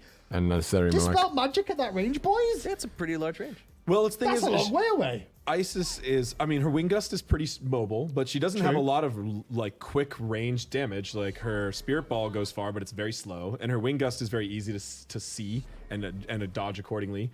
So it didn't really make sense to us why this ability, this like main control element of hers that makes Isis able to battle other mages, was so short range. It just felt bad. Yeah. It felt strange. Yeah, I mean, this one we definitely, there's a lot of discussion in the community about different ways to touch Isis recently, and I think we harmonized on this ability itself. Being able to help team fights and come towards them without actually using your wing gust, but using your Dispel Magic is going to be very important. The ultimate as well did get that change as well in terms of the range. Her abilities are very good. They do a lot of strong things individually, but there was some bad feels and some weird. I agree with the actual range gameplay changes here. scenarios where you have this awesome silence, but when you're fighting the other mage, you Just literally that range. never get to use it. And those types of things we just want to remove from her, so we can see really how well she could do. Okay, we'll see how that works out for her, because as you said, Wing Gust is a pretty good potent wave Yeah. Oh, yeah. ability, especially with the basic attacks too. Next on the list is a lot of bullet points. a bit of a list. This is King Arthur, boys a lot and of girls, bullet okay? points. So Let's go. bear with me while I just read through this real quick. General, basic attacks have had a large pass to improve functionality and remove jitter players would experience, especially on higher ping environments. Good. Fix an issue where King Arthur would be silenced permanently from Ganesh's home. That's a thing? Rare, that's a very thing. rare. Oh, I was going to be like, in my games tonight, do that. Very Fix rare. an issue where King Arthur could crash players with his ultimate. I thought that was a feature of it. Nope. Fair. That's supposed to be that. Fafnir a feature crashing for in me another when the game's game. Going bad. That's what that is. fun. Fix an issue where King Arthur could speed up player animations with his Oh, ultimate. Bellona. Seeing that So it happen. was Fix an actually issue where that. Basic attacks could proc item effects they were unintended to. Yep. Fix an issue where Excalibur's Fury could stun Surely the targets cleaves. behind King Arthur. That should be a feature. Updated the camera on Excalibur's Fury to provide better vision while airborne. Updated the camera on Excalibur's Fury for enemies to be less jarring. Then, Fixes. on top of that, here's So the those fixes. are all fixes. Well, they're all fixes. Then we've also got some balance changes. Twin Cleave / Blade Storm. We're going to increase the energy gain from these from 1 to 2 points per hit. And Sundering Strike, decrease the charge range a little from 16 to 12. Wait, what? Now, obviously, Pom, when this guy first came out, this is a lot of corrections to someone because Wait, we've put a lot what? of tech into this god that we've Yes. not done before. And things are going to go wrong and not go correctly all the time, Alright. unfortunately. But we've got most of these ironed out now. Yeah, there are a lot of interesting tech decisions and design decisions. I that actually need have to made check King because I Arthur keep to- forgetting to which kind of which make him work for what he Arthur's does. ability is called And what. that had some unintended side Because effects. Some players, especially in higher ping I'm not gonna environments, were having remember really negative experience 8 with ability names for basic God. attacks. Yeah. Because they have like lock on and force charge. We're really focused on trying to resolve those things. And you also note that as the first balance pass for him, he doesn't have that many balance adjustments. And it was interesting to watch the community kind of play Arthur, figure out what was going on with him. The initial reception was he was really, really strong. People did number crunching on him, felt he was overpowered. And then community perception shifted to being that he's actually underpowered. And what we've seen is why he doesn't perform. Sorry, if you when think he's players first get underpowered- their hands on him, he slowly does rise back up as players. He's a hard character. He has combos. He has a lot of hidden mechanics. There was a video where people are using the basic attacks to avoid other people's basic attacks. Those are things that really push his skill ceiling up. And so we want to let people actually experience that, let people go through the learning process rather than try and just buff him and make him potentially a I nightmare. think once Sundering they do Strike learn is it. the I think one 3 change I saw defense most is, stance, it felt like he didn't standard have stance. the real ultimate up, these big powerful ultimate up as often. So Yep. increasing the amount of energy again is probably going to keep pushing that direction. Yep. We learned some very Gotta interesting verify things here. from this character. Cool. One thing is that players need to recognize that just reading a kit on paper does not give you the full experience. Sure, maybe some abilities where we just say line projectile and you can get in a good idea of how it's going to hit, whatever. But for King Arthur, his abilities just feel different, and they have Yeah, because he can very be cancelled different easily. ways that you have to use them and to actually connect hits. And that's one thing we've learned as a design team, that the way at which an ability is fired, its speed, its size, its projectile type, all of that, and animation timing affects the character in a huge amount, in a balance, in a meaningful balance. I'm talking points of win percentage for changing very slight things Just there. small little That's things. one thing that players, when they're just reading it quickly or just making a gut reaction, do not consider. And in Smite, it matters a lot. And we've seen that proof positive in King Arthur. Wait. And the other thing is really interesting is kind of watching this learning No, I'm curve for wrong. a new god. Yeah.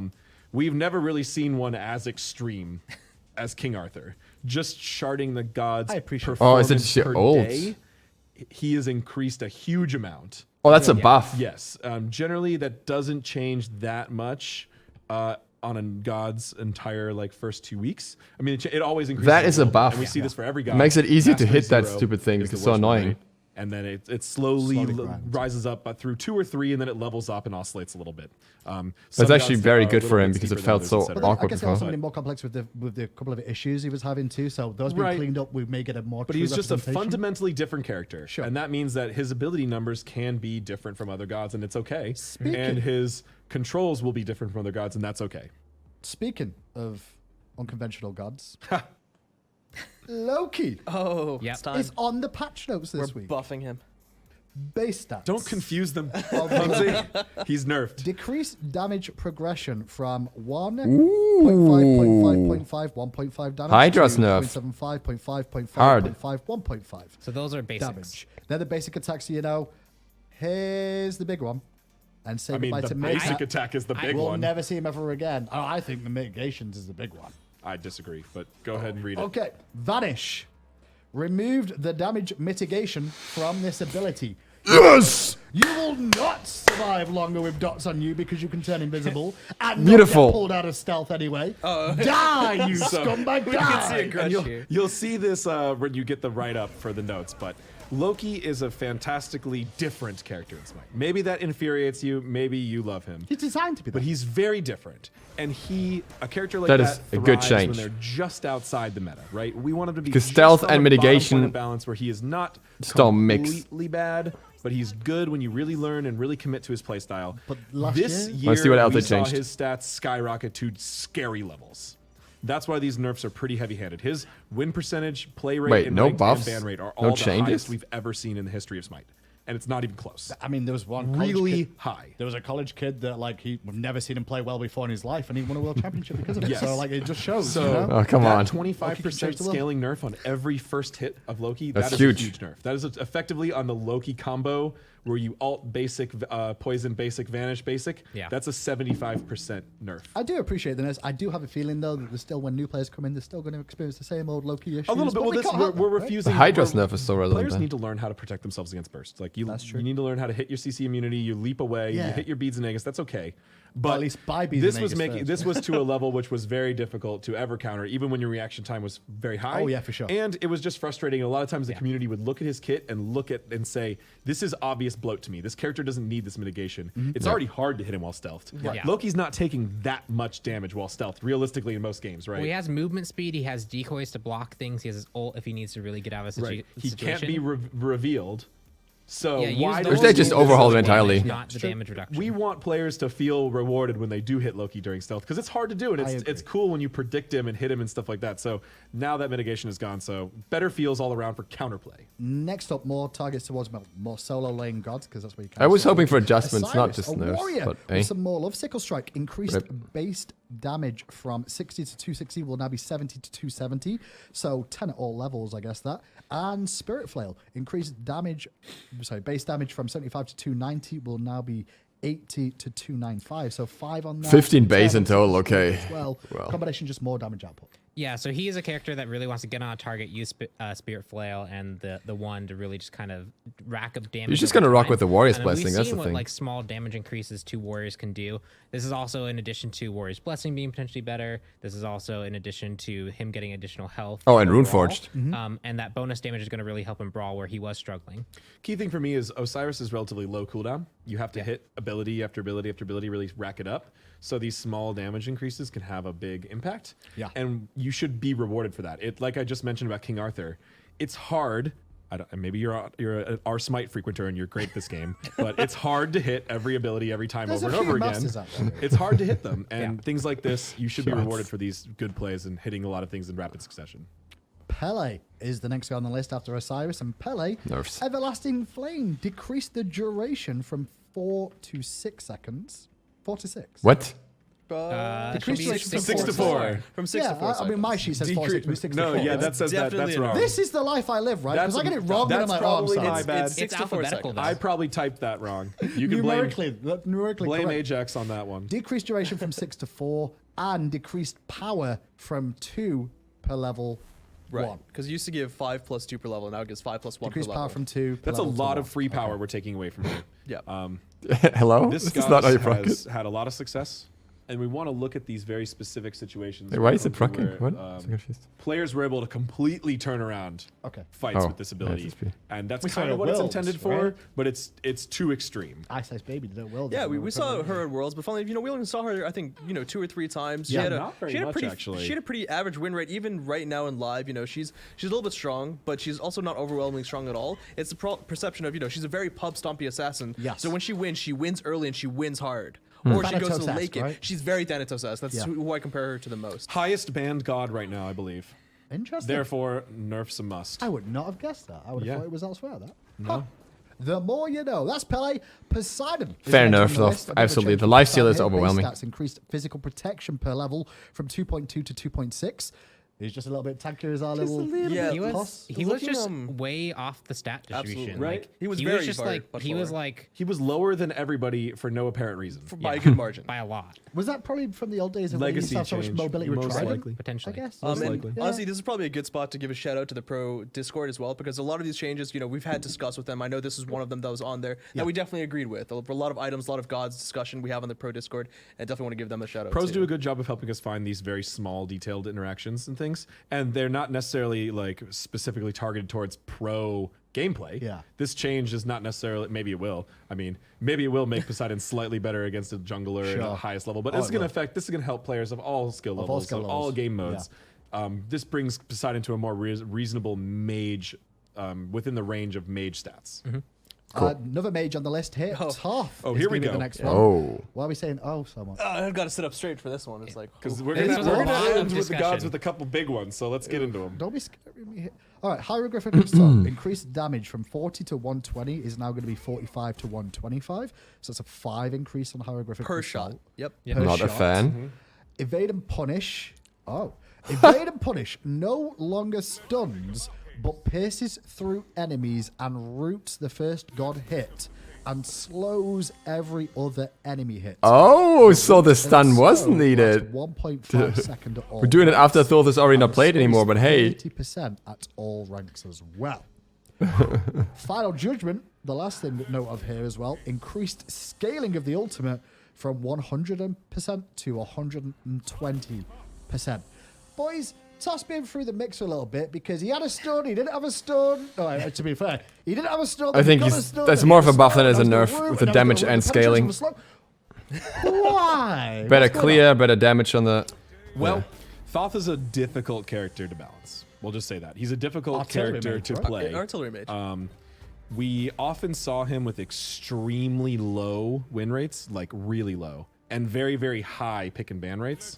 Right. Players were largely unsuccessful with him, but feeling okay about it, but people were very unsuccessful with him. And I think finally towards the end of season 5, player perception and reality started to align, where everybody started to realize this god's not very strong. Right. He can still be frustrating, but he's not. He very can strong. easily So be we were- strong we were again. Looking at what are the safe ways to bring up his strength. I have a better idea for particularly Thoth. rewarding him for hitting those long range skill shots, But lower and the how do we frustration. also reduce his frustration? Exactly. So that's where we got rid of the stun. The stun is no more. Now you have a root. So if you're another long range mage or hunter, you can fight back against Thoth while he's trying to combo you. Maybe he'll still deal a lot of damage to you with this combo, but at least you can fight back the whole time. If you've got a leap or a dash, you can just dodge it. You can use a lot of movement abilities while rooted in Smite, which is great because that allows more counterplay against Thoth as well. But we needed to bring up some of his other damages as well because the god is doing record low damage and very poor performance across the board right now. Definitely interesting feedback on Toth, that's for sure. And the one thing that you're going to get as well, boys and girls, if you don't remember, this will be up on the PTS, and there will be a chance for you guys to give feedback to the. Well, first we're gonna have the discussion phase. Yeah, so 'cause you know, I'm still- sure still get a I can't chance. check the Discord right now, but I'm sure there's pros right now a Oh, whole boy. thing about things, and we're excited to go check that. And we're really excited to meet with all of you, all players of all types, arena, silver through masters. Come talk to us tomorrow. Well, and not talk about Bronx. all of these changes, and we'll give you Not more the information Bronx. about our thought process on some of them. Yep. We'll give some more information on maybe the stats and the metrics of the characters and why we Not made the decisions. Grandmasters. And change our minds. That's on Pro I Discord. didn't mean to go on to that segment yet because we've still got Zeus. One more god, but The yeah. final god of season 6 is going to get an adjustment here to start. Well, the start of season 6. Zeus, Aegis Assault. Cooldown has been increased from 10 seconds to 12 seconds. So that's the disc you throw Nerf, yeah. for those at home. Detonate, that's the trucker horn, which is my favorite name for that. What? I have to call it the trucker horn, and it's like, Oh, it's just see because it. that's how it feels like when Why? you Look strike at the people. numbers. just pull it. Yeah. You just Oh, the animation. What? I like that. I like Detonate, that. increased damage from 55 to increased damage. You'll see. There's other nerfs. There's From nerfs. There's a lot of 55 stuff to going on. 155, it's now going to be 60 Jeez. to 180. So base damage goes up. Increased magic Ow. power scaling from 18% to 25%. Reduced multiplication for each charge from 1 to 3 will now be 1, 1.7, Oh, God. Oh. 2.4. Right. So the top end comes down, but the bottom end goes up. So basically the base, the bottom end goes up a little bit. The base is valuable. The scaling actually ends up outpacing the change to multiplication. So late game, as you've built power, you're going to be a bit more effective with that, and that goes overall through the last change. The last change, But right. there's a whole kind of thing to discuss about Zeus once we get there. Lightning Storm is the final ability here as well, which we're going to go through. Adjusted the damage from 120 to 200 is now going to be 100 to 220. Small late game, less early, huh? Early game nerf, late game buff on that. Right. But it's also got increased magical power scaling from 50% to 55%. Correct. So Partick. break Zeus down for me. What is all that going to do to him on a layman's This is a term? tricky one. Yes. So overall, Zeus's initial ability to deal damage to other gods, his wave clear is largely the same. You throw out the shield, you auto attack the shield, and that is the same. Sure. But his overall ability to deal damage to other gods is toned down. And the reason for this is in other game modes that aren't Conquest, he is a monster. If he gets a few early kills, The best god in the game. I think on my I have a spreadsheet for all this, but I think his early damage was like 790.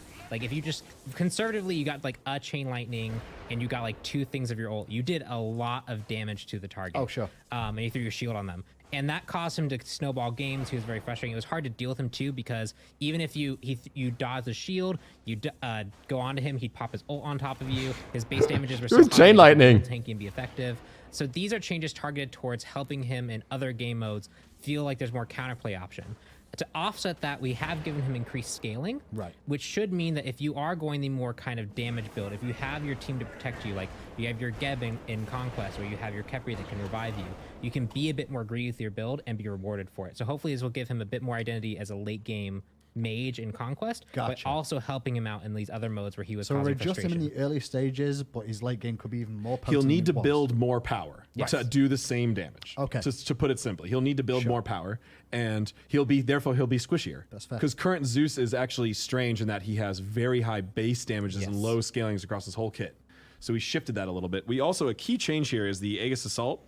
Although that ability might deal a lot of damage on its own, it's his core enabler for his entire combo. And that left him really, really narrow windows to counterplay him.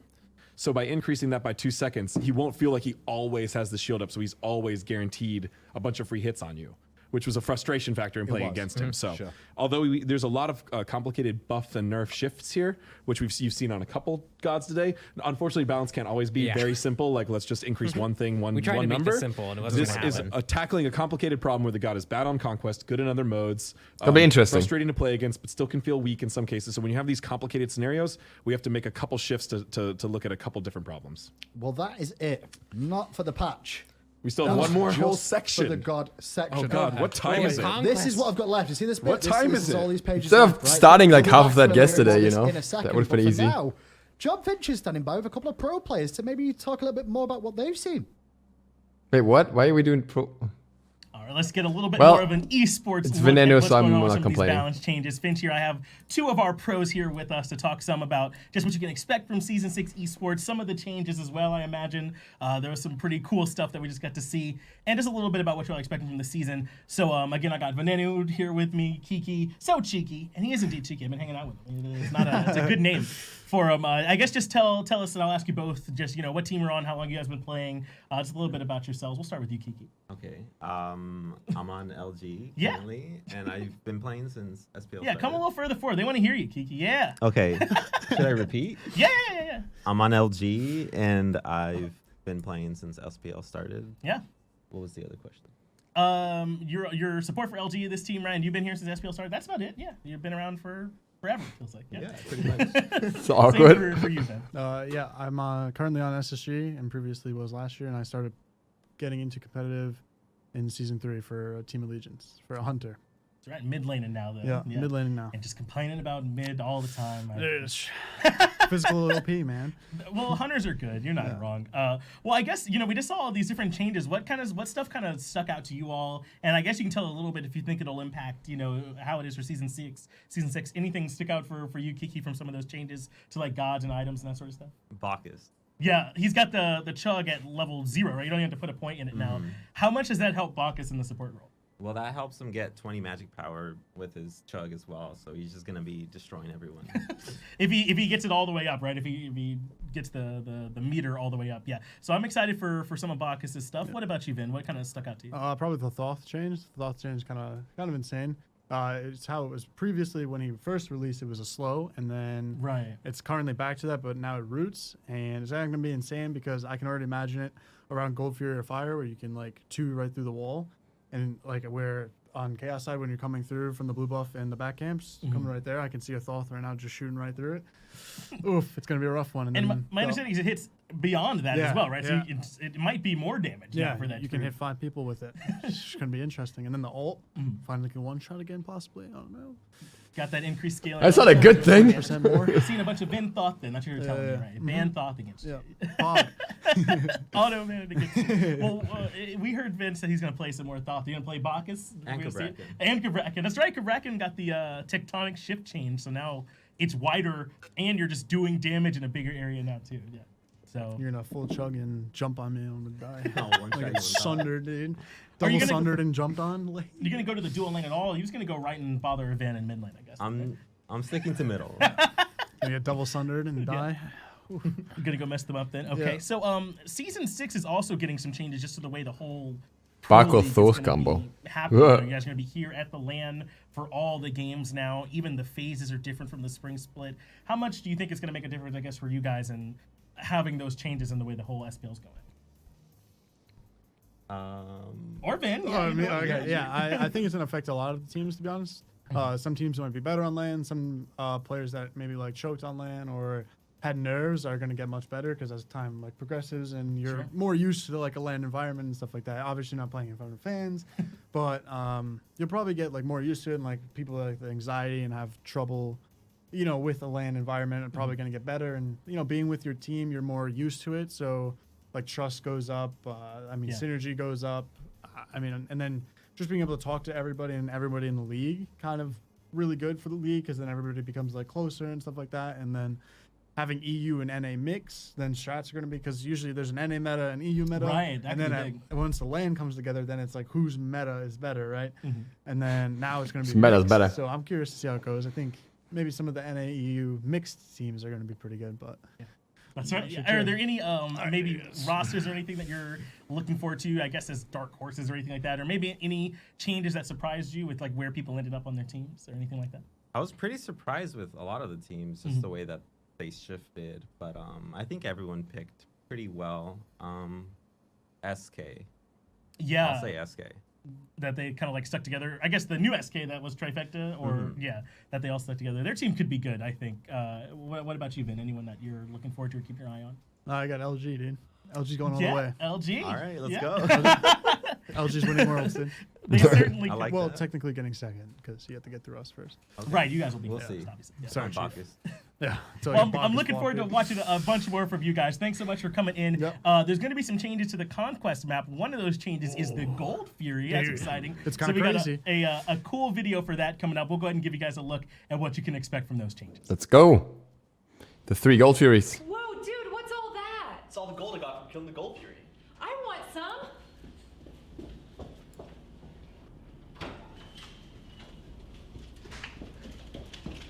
Nice gold, but where did you get that red buff? Defeating the Gold Fury gave me increased damage to jungle camps, so I had no problem grabbing this on my way. Man, you rock. Cancel that.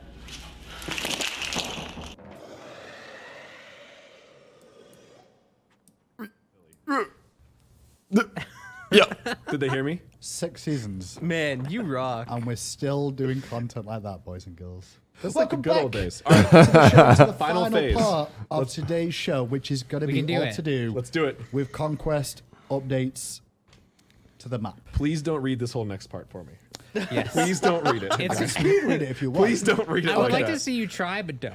Please just let Pawn So explain. first thing that's going to happen here is the first thing we're going to talk about is kill bounty adjustments. Yes. Overall, these are going to be increasing, is what you Applies need to to know. all game modes. This is all game modes, not just Yes, Conquest. these are Okay. all game modes. Cool. So all game modes, kill bounties are going to increase. Pompon, break it down real quick. What's the be all and all? You get more So- golden experience? The TLDR is the way the kill bounty works and Right. the gold bounty works is when you kill a player, it takes their level into account. Yep. And it takes into account the difference between you and the player that you killed. In skill. No. Potentially. I'm joking, in sorry. level. So if you are lower level, it would multiply your, like, let's say you're 4 levels below your target. It would actually multiply this value by like 0.4. If you're 1, it'd be 0.1. What we've done is we've increased that for in the situation where you are killing someone higher level than you. So that formula basically is just cranked up. So now, if you kill someone who's higher level than you, you're How going much? to get more for it. You're going to get more gold, and you're going to get more experience. So it's a reward for comeback, basically. Yes. So it's There's numbers a little of bit of that. an anti-snowball mechanic. Right. It's specifically meant to make people feel rewarded for getting those tough kills, getting those shutdown kills. Yes. Like when someone is really fed on a team and you kill them, the increase is not that noticeable right now, so it's going to be a little bit more. It's not anything crazy, but you will feel better and you'll get better rewards for killing a player. Feel better. higher level than you used to. Feels good. We Gotta did kill. not change it in the other direction. Yeah, so if you are a higher level and you kill someone lower than level than you, the new formula would make it so you get like 0 experience after they're 4 levels less than you. Oh, interesting. We haven't done it for them though, so they are. It's going to follow the same old formula. Okay. But that's kind of the difference in intensity that players who are lower level than higher level versus So higher the level only killing lower thing that level. we need to worry about is that if you kill someone who's higher level than you and a bit of a spree, you'll get more reward. If you're that player at a higher level killing the lower levels, don't worry about it. Business as usual, boys. Keep going. And that's why we said don't read this, because the formula is going to be listed on the patch notes. It's there. Yeah, it patch highlights the notes. things Nice. different. Good job, Get a guys. little fed, Good job. don't get too greedy because you might make a comeback. Sounds good. Next up on the list of changes, is this for Conquest only? This is for Conquest only. Correct. Game start time. Now, normally at the start of the game, there's quite a bit of a downtime, which was there for reasons before, but it seems they're going to be lowering that down. Start of the game is something we have toyed around with before. It's always been on the longer side for Conquest, but we're going to be shortening that. Do we know how long we're going to be shortening it to? I don't have numbers Yes, down it's there. right there. Oh, it is? Yes. Oh, we didn't put it on here. That's- We put it, I know. I got Isaiah to put that We in got last it. second. That was my bad for missing that thank you, typo. Isaiah. So it's down. Does that look correct to you, Clumsy? Meetings now doesn't think spawn it's 45 seconds after the game starts, down from 1:30. That's I believe hectic. it was Start at 1:30. okay, right. I think we moved it down to 1. Moved it down to 1. Yes. It is less. right, so we got Apologies for the graphic, whether it's correct Rip or not. What I Arachne. will do is make The sure Arachne that you stat guys doesn't get work the anymore. original There's a version. key element to go along with that, which is now you will get essentially the Pyromancer buff. Everybody will have at the start of the game, so you can get out of your fountain faster. Or maybe it will. You'll get this will be an intended speed buff everybody gets when they first leave lane, so we have less downtime. So if you want to do the early, really quick? early invades and setup strategies that you've got with the downtime, now you still can because of the movement speed, right? Exactly. I mean, sure. But the yeah. game starts quicker. And this this will I mean, you can't use this in combat. No, Yeah, sure. so it'll fade, but you can get You can get to different create- That's what places I faster. get into Sure. different Yes. positions. That's what I was meaning. Can. The same So the position, idea is yeah. to speed the whole thing up, but we want to still give you around the ability to get to the same places, but That's good. faster. So less time and more speed. Shift that. All in all, a good, fun feeling and a more active start. And that is only before the minions spawn, you get that speed boost? Yes. Or is it like, can you, when you leave the fountain, do you get it again? Well, when you first go into the game, it's a 1 minute 30 seconds until the 0 timer, right? So Right. now it's going to be 1 minute, and for that for the whole 1 minute as well as another 15 seconds afterwards, that speed boost will be there. In the It'll give you a fountain. little bit of leeway if you're late to the match or Yeah. I wonder if there's going to be some uses of Reconnecting. like waiting in base for minions to spawn and then using Possibly. speed I to mean, get there we've as seen in well. a couple of playtests where some guardians go out, get some early wards in, and then still get back to base and have that speed boost. People twice. could do that already, though. Okay. Like- People can And do it that does- already. This it will does help with that fade a when little you bit. and you enter have combat. less time. So Oh, what's the reason for that? Just there was so much downtime before the start? it was just getting old. Now we fair. know the map. We mostly wanted you to have more time because it was a completely new map, like completely new.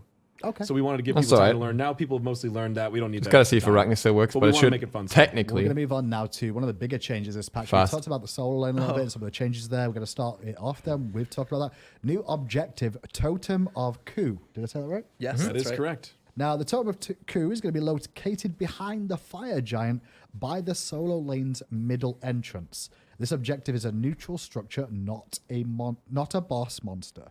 It's going to have base health 750, physical protections of 15, magical protections of 10. Health increases by 250 each time it is successfully taken. Spawns at 1 minute in the game. Respawns 1 minute after it has successfully been taken. Oh, wow. And That's despawns often, like at 2 15 waves. minutes in the game. Right.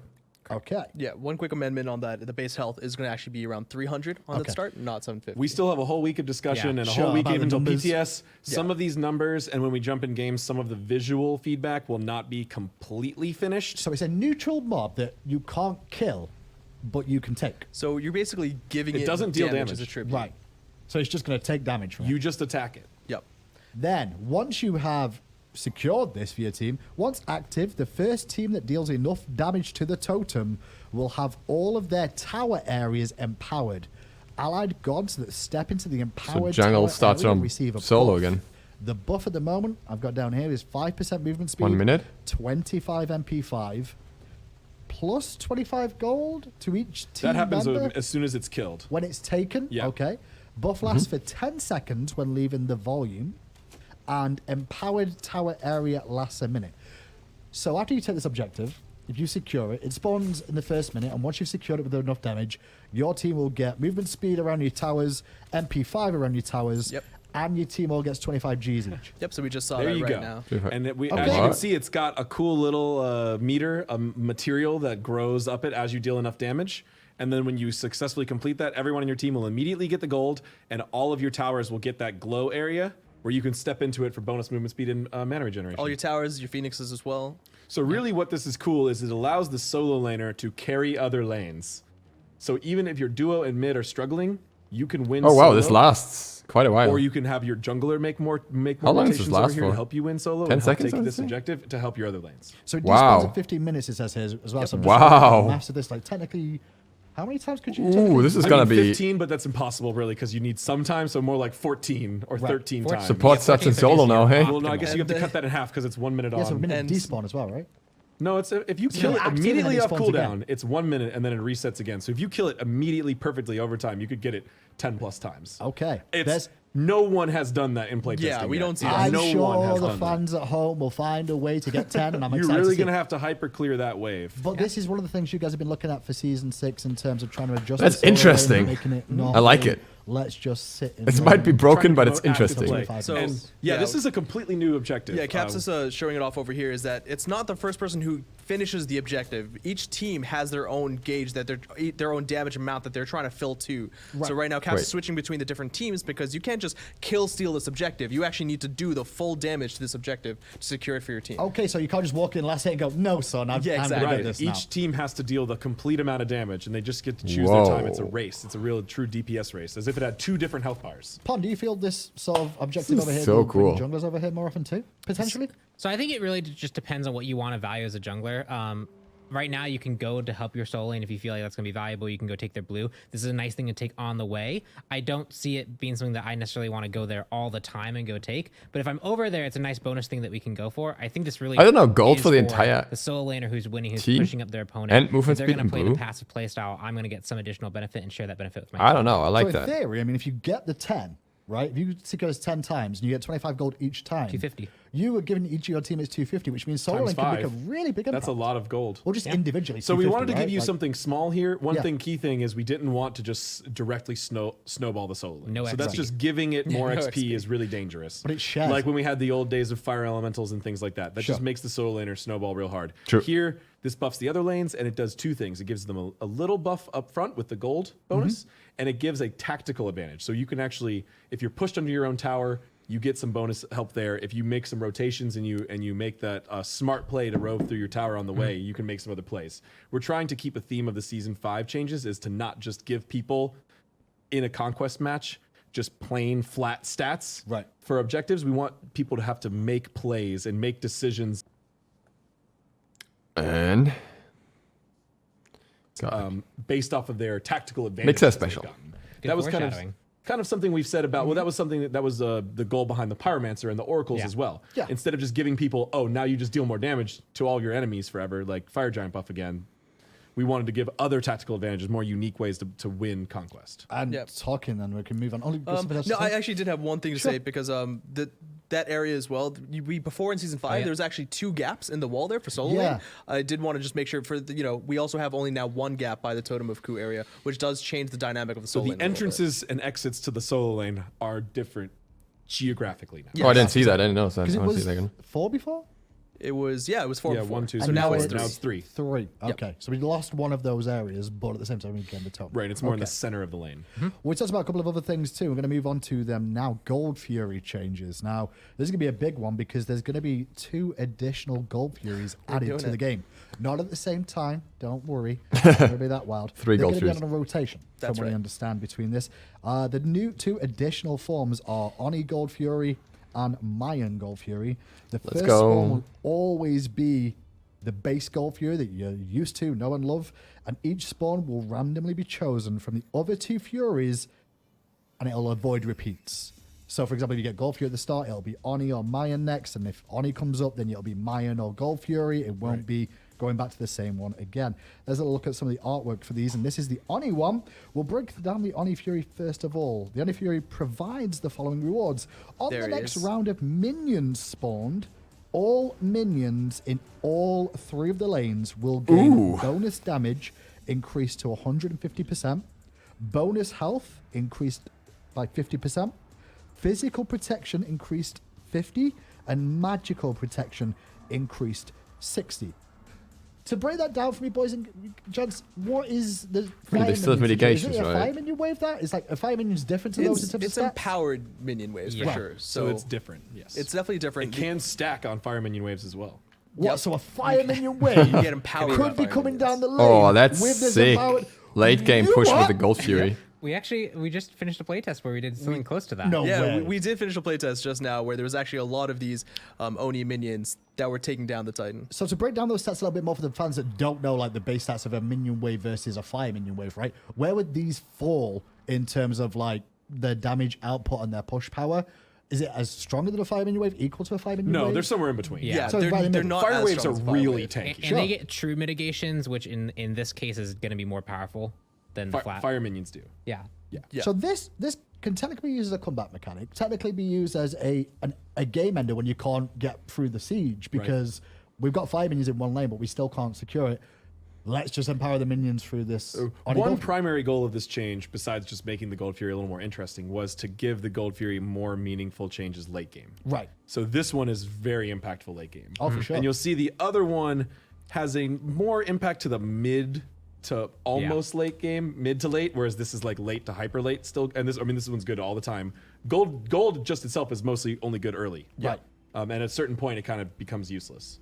That's pretty late in the game before it becomes Especially now with useless. speed. But yeah, and you still want to prevent the other team from getting it too. So there's applications, but now there's a little bit more to have them applications. Like 70 minutes and in, you it becomes still need to useless. make plays. So just spawning this wave, not necessarily going to do a lot on its own. Yeah. You got to make plays to go make sure you push that wave. Okay. Kukulkan's still going to kill it with the tornado unless you're there to protect it and help use it to push. That's interesting. I'm interested to see how that's going to work out. The other new Gold Fury, but it's not a Gold Fury because that's the Gold Fury. There's an Oni Fury and a Mayan Fury, and the Mayan Fury is the one we're talking about now. Mayan Fury looks a little bit like that, and you could. I really like that. I think we've gone with cool. Primal It feels Fury like as its so main chacky. name. Yeah, I think You know what I I mean? forgot I to update like the face that. on this one. So That's my this guy's bad. name is the Primal Fury. So we've got the Oni Fury, Oh, he's and we've got the Primal now. Fury, Okay, which not is, mine. I mean, it's very much a theme that we're going for with some of these changes as well. With the Totem of Ku, Yeah. you know, it's a Polynesian totem. Yeah. We wanted to add a little bit more All the other emphasis pantheons. on the Wow, other I love pantheons. that. So we've got, you know, the Japanese Oni Fury. We've got the Mayan Primal Fury. That is Okay, so cool. now this Primal Fury then, or Mayan Fury, is going to say the patch notes for now.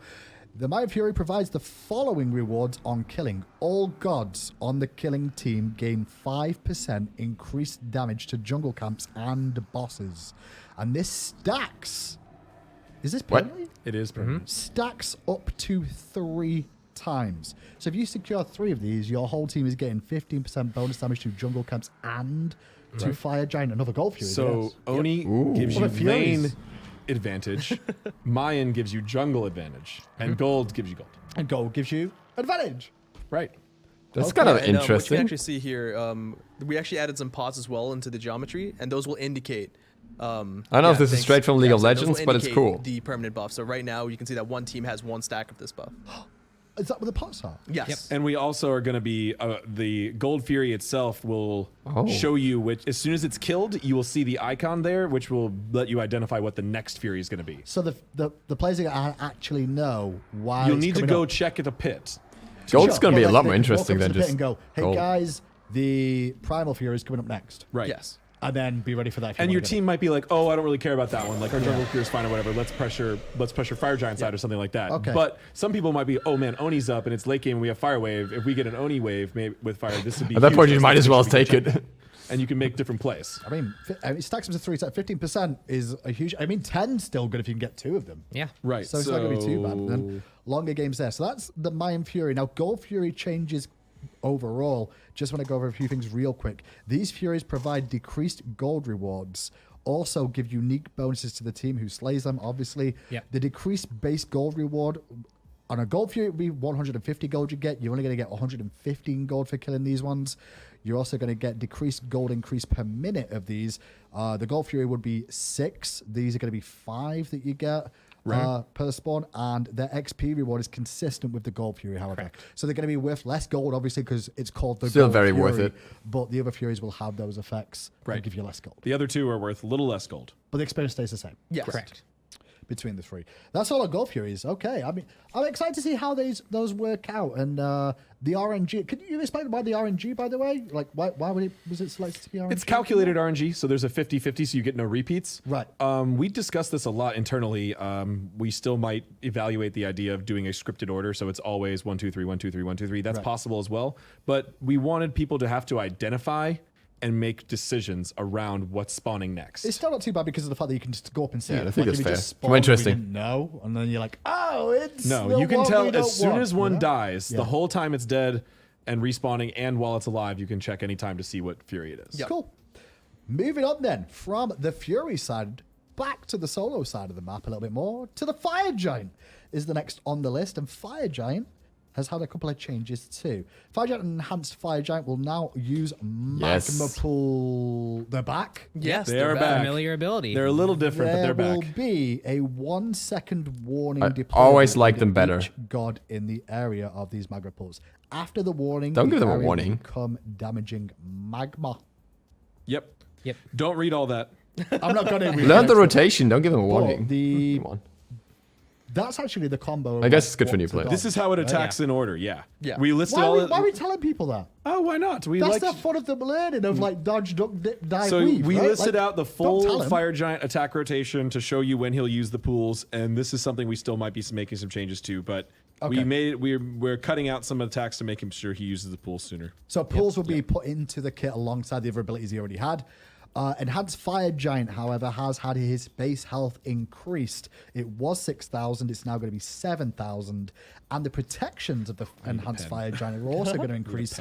It was 90 to 50 to 120 to 75. And I guess that's magic physical, right? Yep, magical physical. And the big thing there is the base might look low. You might be like, well, Enhanced Fire Giant doesn't have 7,000 health. It starts at zero, that right? is, well, it has a base value, and then every minute it gets more and more and more. That's just the base value of it. It'll Gotcha. still, when it spawns at 25 minutes, it'll have the amount of health it gained over those 25 minutes. One really important thing here as well is that he's also going to be visually enhanced as well. So currently he enhanced at 25 minutes the Fire Giant, but we don't have a good way of showing that he's a kind of a different Fire Giant, right? Sure. We've updated his stats. We've also updated him visually, as well as the buff that you're going to get, because Fire Giant's Rage, I believe, is the enhanced Fire Giant buff. It's going to be a little bit more purple tinge, a little bit more Tartarus tinge, as well as the Fire Giant himself. He's going to have a little bit of a glow to him too. Cool. You'll see him actually having a purple glow across his whole body to make it clear that he's enhanced. Other thing I've got another here. Enhanced Fire Giant base power has also increased from 130.0 to 150.20. Yep, the 20 magical power. So the way he gets more damage on his abilities as he ranks up, he Yeah. actually gets magical power, and his abilities scale from magical power. Okay. So that's Show magma essentially pools. just a way of he does more damage Okay. with his abilities. Now, Pawn, we But then you also do have more a damage to buff him, so- There's the for magma pools. There's the pools. God, They're pools back. And as we remember, there's one per god that's inside that area, right? Yep. And it's caged, so you can't just like spread it out. Yep. Just to double check, will pets still trigger that? Pets will not trigger that. They No, should we not took that trigger out. I know, but If they you know, do, we can then technically it's back Alright, it's away. pretty simple Yeah, rotation, yeah. actually. So Before there's people start there's asking. one more Throw, bullet point on here top, about the enhanced Throw, Fire Giant buff pool, for killing him, throw, cleave. Yep. which we left off these Yes, notes. that's right. That's it. Yep. Almost the same. Spoilers of spoilers, interesting. Go on, boys. That was a mistake. This should be on the notes. We'll make sure it's on the notes before we put them live in the actual patch notes. But Seems we like more buffed the cleave enhanced Fire somehow. Giant, his health and his scaling and his damage, but we also buff the buff you gain from killing him. Oh, really?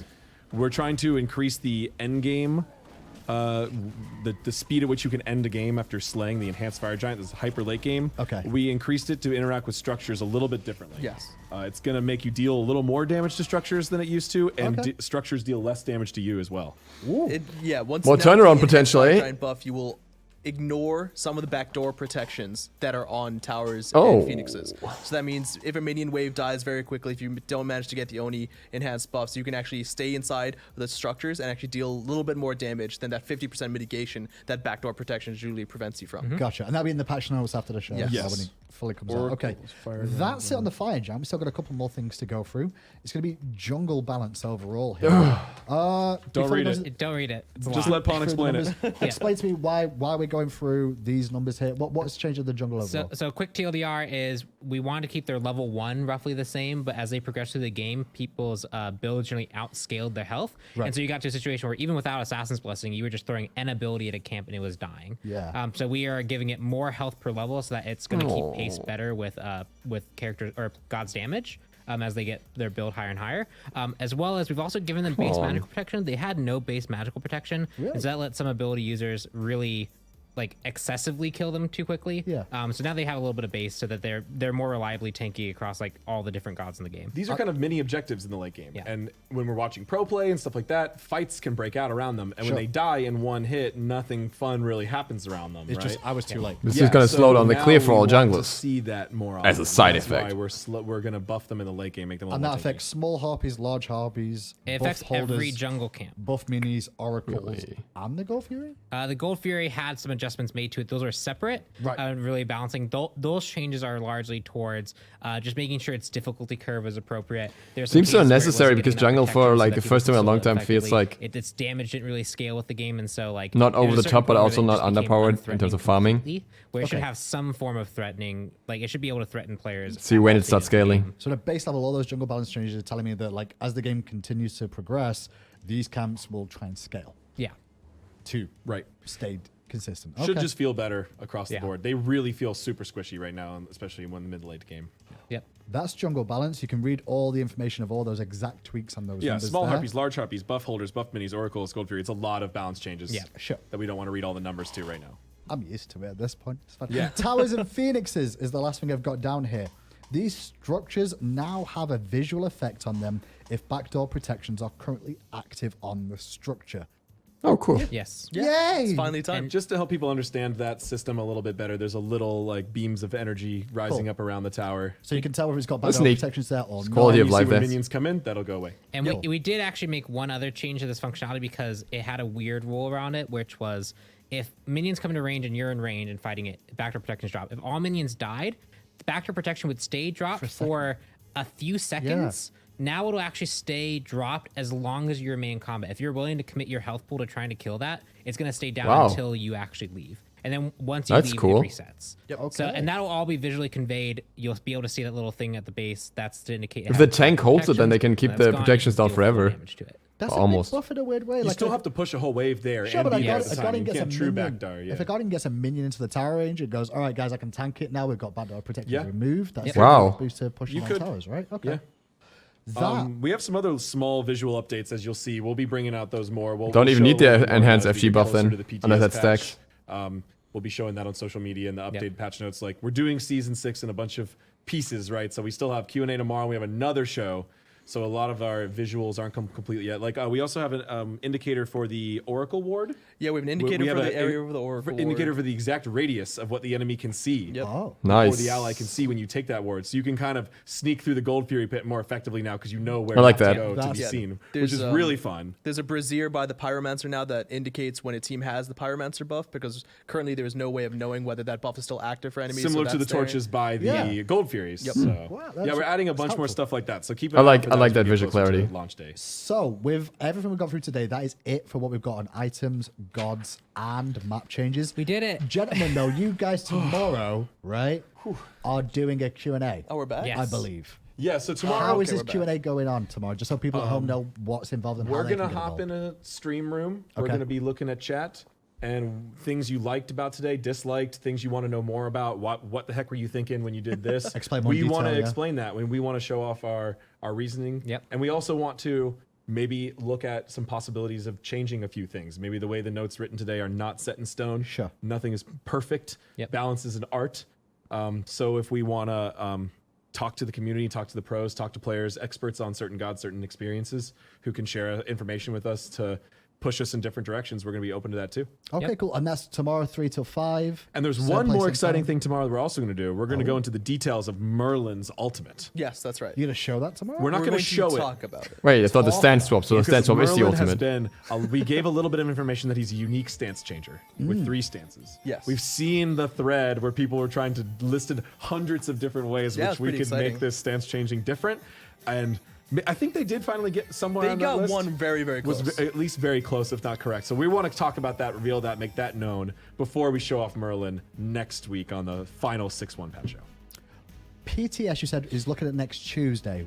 Hopefully next Tuesday. Is that correct? It'll most likely be after the patch show next week, yeah. Cool. So I as just soon wanted as to we make sure show the again final so we can content do it. and everything, then we'll be able to go right into it. Perfect. And then they'll be on the PTS for about a week, 2 weeks, we were saying. Right. And if we make any balance changes just from the discussion phase, we'll bring those up next week. Gentlemen, pleasure. Our favorite things about season 6, on at least in terms of item and balance so far that you shown us. Goobus buff. Of course it is with you. The hammer build. Just The double hammer hammer. buffs, Yeah, that's Blackthorn interesting. Hammer and Runeforged Hammer together is quite a bit of tankiness and offensive capability. It's nice. Oh, the elixir of speed. 6 true items. Things are going to change in the late Yeah, game. that is exciting. Elixir The Soul Frostbound build on objective is Vamana. really new and completely different. The way it's like tracks damage is different than any objective, so we're excited to see how that works. Might use New that design in theories. the I mean, there's future, actually yeah. a lot here There's to a lot of digest. exciting stuff. A This lot year. of changes, boys But and I'd still girls. pick Goobus. You guys though send in all your feedback to us as always. Make sure you tune in tomorrow and ask any of the devs your individual questions. For now, though, that's it for today's Patch Note Show. We'll be back tomorrow. Thanks a lot for tuning in as always, and we'll see you again very, very soon. All right. 2 hours. 2 hours 10. That could have been split up a lot better. Overall, first up, I want to explain that thing at the beginning really quick. Like, they started the stream for the patch note 6 times. The timer didn't show up. It was different on Mixer and on Twitch the whole time. And it just kept messing up. Actually, I kept complaining about Mixer. We're actually on Twitch, I just realized, because Twitch then started the show earlier. And they were at the same time, they were hosting paladins and whatnot. And it was super weird. Super, super weird. So that really bothered me. And that should not be happening for a 6.1 patch, for a new season patch. Really, just, we're not in season 1 anymore. We have a huge studio here. Get your stream settings properly like set up and the mics along with them. Jesus Christ. Outside of that, I think the changes for the most part here are interesting, are good. They're gonna spice up the game a lot without drastically changing the map. Like, we have an interesting objective in solo. Gold Fury is gonna be a lot more interesting. I think they're gonna be like play styles revolving more around Gold Fury, like Arachne trying to solo Gold Fury to get better jungle clear or something like that. Guards that we haven't seen in a long time will be coming back. I think this is Bacchus' time to shine. Thoth obviously stays in mind as well. With Thoth, I want to say, I think it would be better if his dash didn't get an extended distance with a barrier. Instead, give him something else. I think that would make him a better god. And just give him more of that artillery style and not the safety on top of it. Because I think right now he's just going to be crazy. Zeus is going to be very interesting to look at how that changes. The only god that really got stomped this patch is Loki. To a surprising degree, to be honest. Yeah. That's it for now. We'll see when the written patch notes go up, and I will talk about those. And I'm looking forward to season 6. And we'll obviously look at the stuff tomorrow as well, which is part 3 of 4 of the patch notes. So with that, thank you guys very much for watching. If you're new to the channel, feel free to smash that subscribe button. And other than that, see you for the next one tomorrow. DukeSloth out. No, later. See you later.